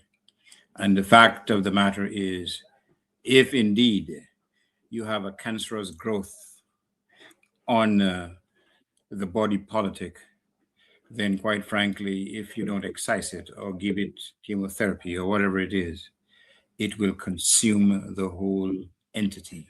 It will consume the whole island to a point where people have reached a stage where they simply cannot fend for themselves. And those leaders who have stuffed their pockets with ill-gotten gains, they will flee to sunny may not be the right word, to a place where they can show off their ill-gotten gains and hope that the long arm of the law doesn't catch up with them. The fact of the matter is, the majority of the people will pay the price. That is the saddest part of it all. Those who will suffer the consequences of that type of approach to governance are not those who've enriched themselves. On the contrary, they will benefit. And, we've been taught to believe that crime doesn't pay. Quite frankly, in Dominica, on the contrary, we have seen that it pays handsomely. We have to reverse that trend. And whether we turn our blind eye or we bury ourselves in the good book, the past will catch up with us. It's as simple as that. And, some of us will have escape clauses. Some of us will have options overseas and so on. But the vast majority on the ground may not have those opportunities. Many of them are afflicted by unfortunate health issues, financial issues, and many of them will have very few options to themselves other than themselves. And we can give duty-free concessions to favorites. We can excuse taxes for foreign entities, but we cannot impose a 3-month moratorium on taxes on barrels, which sustain a significant number of Dominicans. We cannot say that from September to December, you can send barrels in support of your families. You can send them to help build, to rejuvenate the construction industry, to build homes, to renovate homes. We do not have it within us. But we can give state lands to foreign companies, to people who sell passports, build hotels with Dominican resources, and Dominicans do not own not a penny in terms of the assets of some of those foreign-owned hotels. And we were being told that although, for example, the CBI money may have been instrumental in the construction of a hotel, we listen to pontifications that 99% of the hotel is owned by a crony of the political directorate. That is added insult to injury. But as long as we tolerate it, as long as we make excuses for it, what better can we hope for? We are at a point where we have no option, in my view, than to say we need a new beginning. We need a new philosophy of governance. We need a new approach to the whole business of empowering persons. And Simeon is right. We need a fundamentally new approach. We do not need to put lipstick on what exists or what persists today. We need to create a whole new paradigm in which it is people-centric, people power, in terms of enriching the majority of Dominicans. That will be the overarching philosophy that will remove Dominica from that debauch precipice or that hole in the ground that will consume the surrounding villages, whether the Kalinago territory or others in the vicinity. A new approach. That is what is needed. Thank you. Yes, thanks a lot, Dr. Andre. Now, Simeon, for your closing remarks, because we're down to that time now, I will take closing remarks from Dr. Fontaine after you. I mean, we talked about a new dispensation. I mean, a whole new change that is required in the mindset. I mean, now there's a by-election coming up in Goodwill. That is a test of the pulse of the country. Your thoughts? You're not hearing me? You're muted. Your mic is muted. Yeah, you go ahead now. Yeah. Right.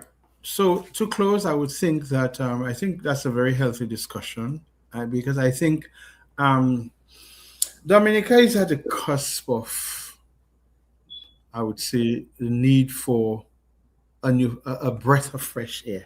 You know, that's what I would say. I think we've been breathing stale air in this country for too long, and I think we need to have a breath of fresh air. You know, I think we need that atmosphere of hope, you know, and a dawn for a new day. So I think it's very timely.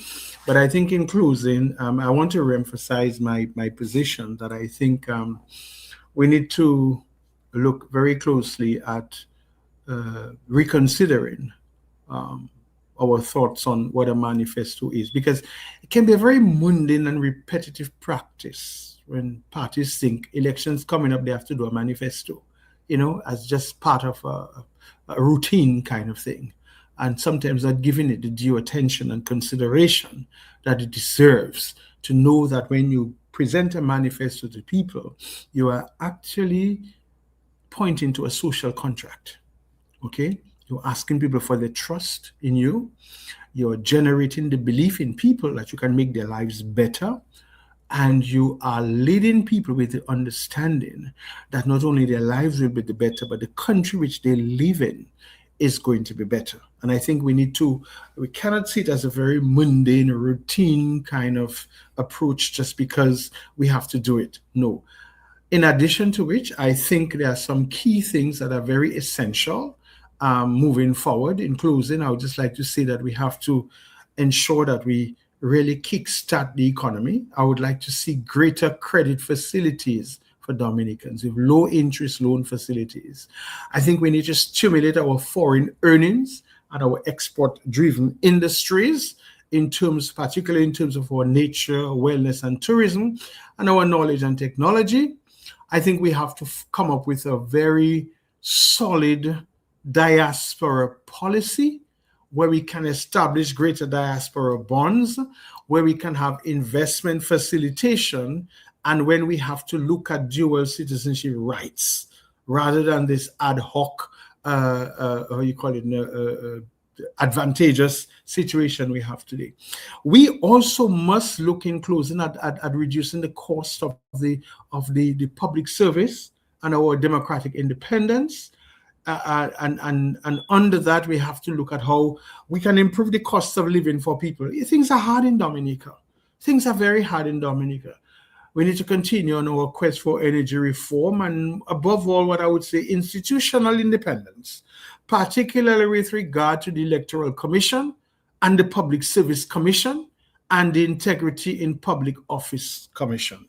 I also think that, finally, in closing, we need to look at how internationally competitive we can become in sports and arts and culture in terms of improving the infrastructure for those entities, in terms of sports complexes, art centers,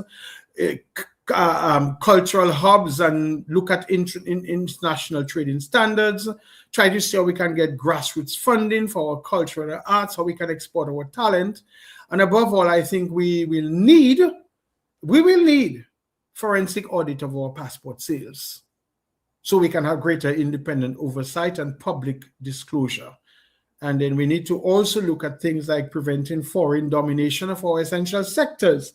That is happening now in terms of our banks, our telecom, etc., and look also to a very large extent at in terms of fading out the CBI program.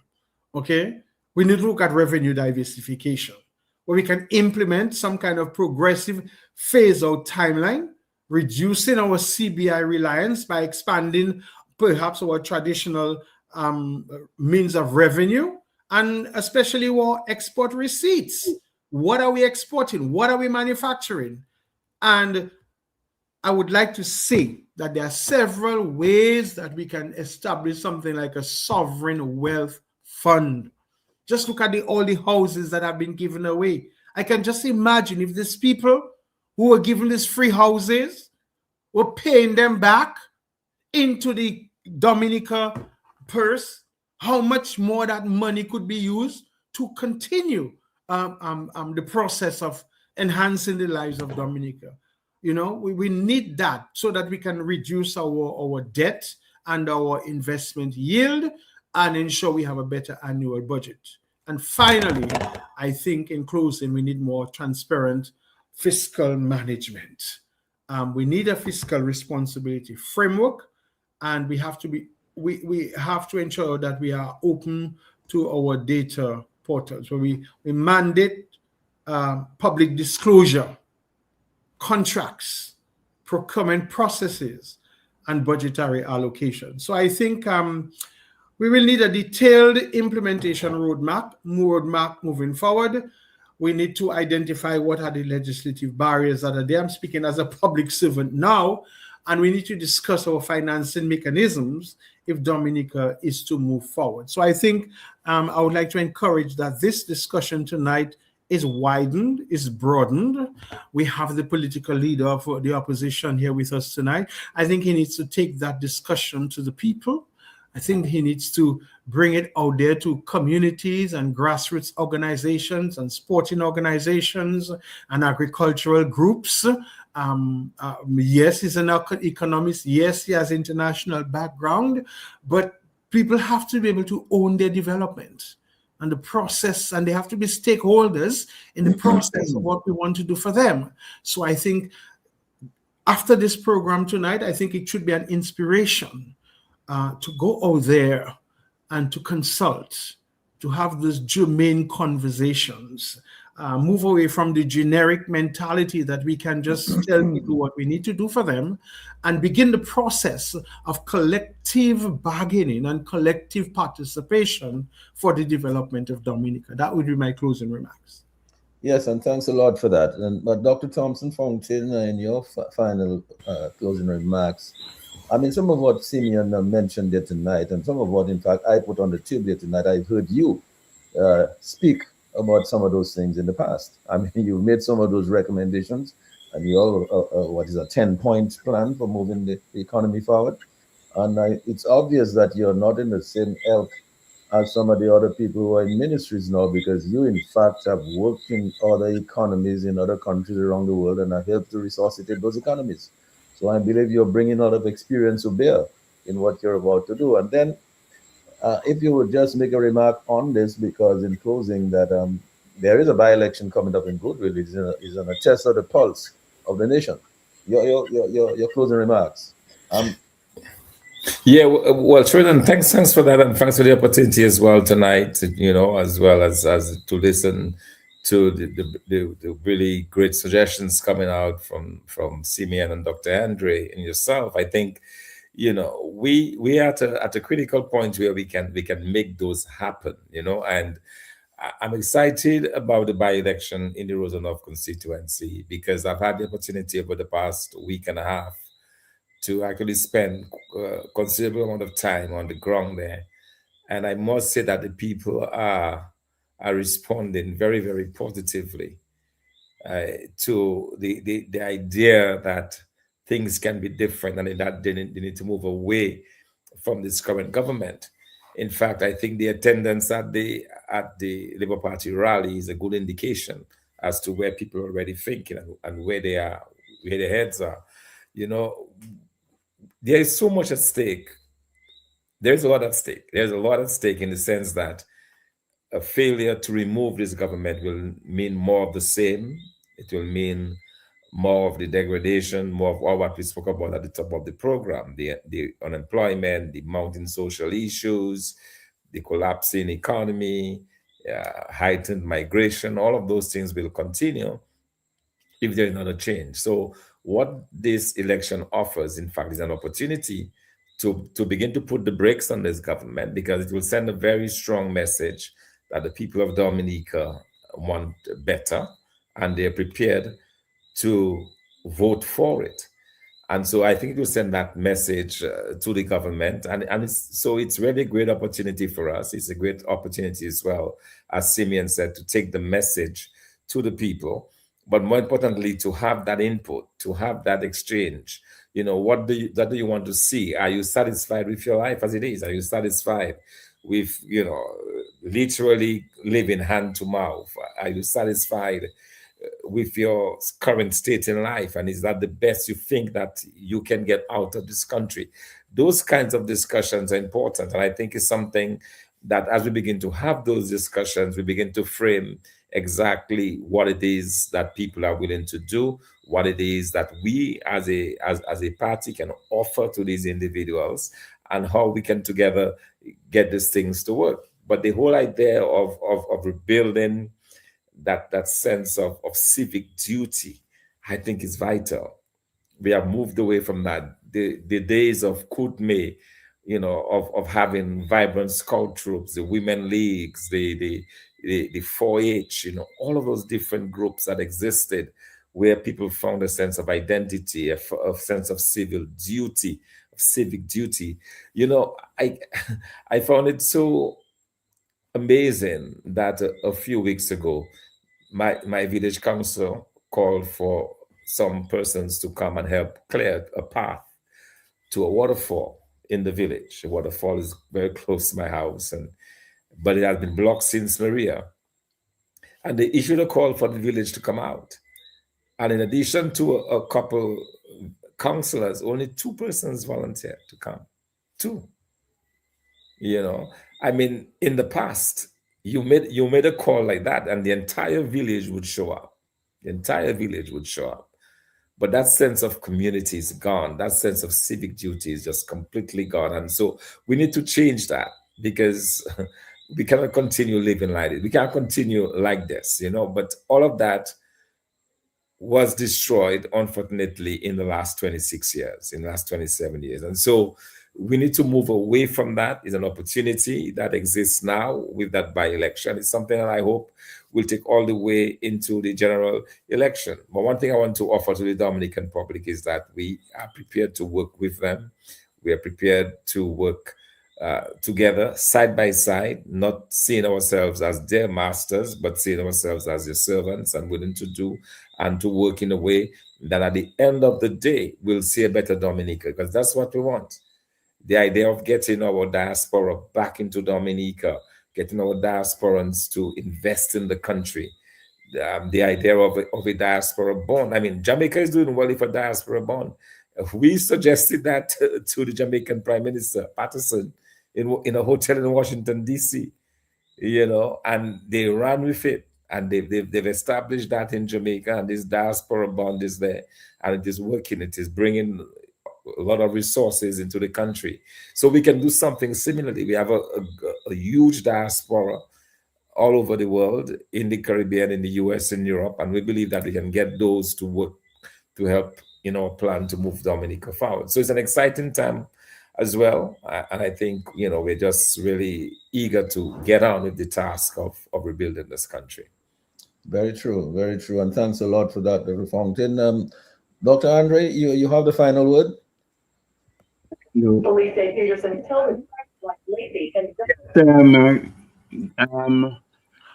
We've talked about what Dominica needs. We've talked about it within the context of a manifesto.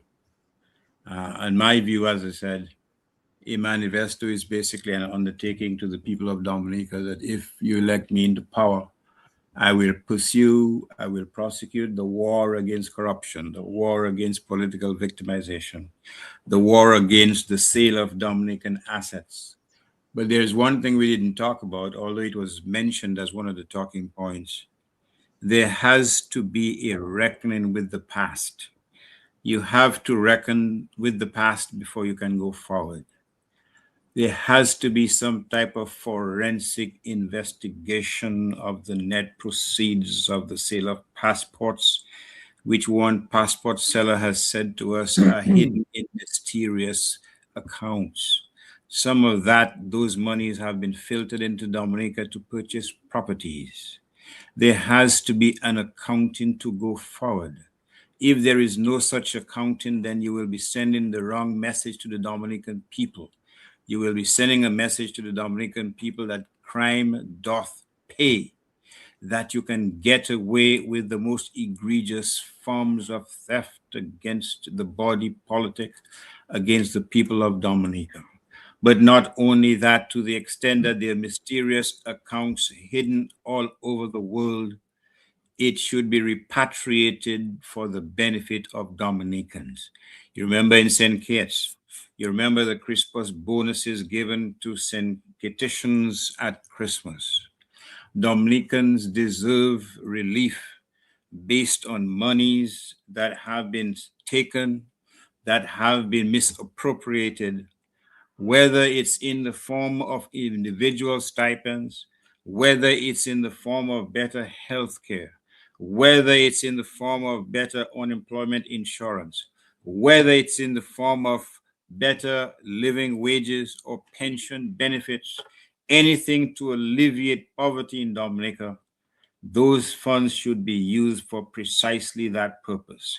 Whether it's a matter of establishing a heritage fund to assist Dominicans in their time of need. Remember one thing, I think it was the World Bank, and I stand to be corrected, who gave about $30 million to the Dominican government to alleviate difficulties associated with COVID-19. How much of that money did Dominicans get? You tell me. None. And did the World Bank say, "Guys, I'll give you back my money"? No. They got away with it. How many foreign entities gave the Dominican government to fix up Roseau? I don't know, Mr. G. You know better than I. Which part of Roseau has been fixed up on account of those grants from foreign entities? The money disappeared. The U.S. gave $2.5 million to develop a naval facility in the top of Dominica, the northern part. Whatever happened to it? Go ask the folks in the Kalinago territory whatever happened to the $10 million given to the government to alleviate poverty in the Kalinago territory. Whatever happened to it? Dominica is like a pit, a precipice, where monies just tend to disappear and there is no accounting. Any future hope for Dominica has to be based on a foundation of transparency and accountability. Whoever assumes the reins of power at any time in the future must address that vexing question. You cannot have persons openly misappropriating public funds and getting away with it by saying a novena. That is just not good enough. And there are people out there, right there on your program, who have the moral fiber, the rectitude, the determination, the transparency, and the honesty to put that foundation of transparency and honesty and integrity on which a new Dominica can be built stone upon stone. And I stand on that proposition. I am confident it will happen. Now, please don't ask me when, but I am sure that Dominica will see a new day. Hopefully in my lifetime. In fact, I'm very much optimistic that I will see it in my lifetime. Thank you. Thank you for the listeners. And I thank you for hosting this program with these excellent presentations by both Brother Simeon and Dr. Thompson Fontaine, and hosted by Lambie and governed by Lambie. Yes. Thank you very much. Yes, thanks a lot, Dr. Andre. Thanks a lot, Simeon. Thanks a lot, Dr. Thompson Fontaine. And thanks so much for all you folks who are still with us on Facebook and on YouTube and on the radio, on the internet, in your vehicles, on your phones, listening and communicating back with us. Thank you so much for sticking with us tonight.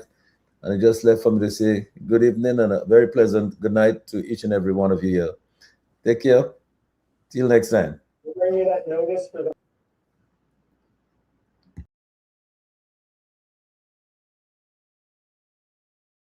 The Global View on Q, the big station. Insights into where the people of Dominica and the Caribbean came from. Understanding our past. Embracing our present. Charting the way forward into our future. Together, eliminating poverty. Embracing justice, peace, and togetherness.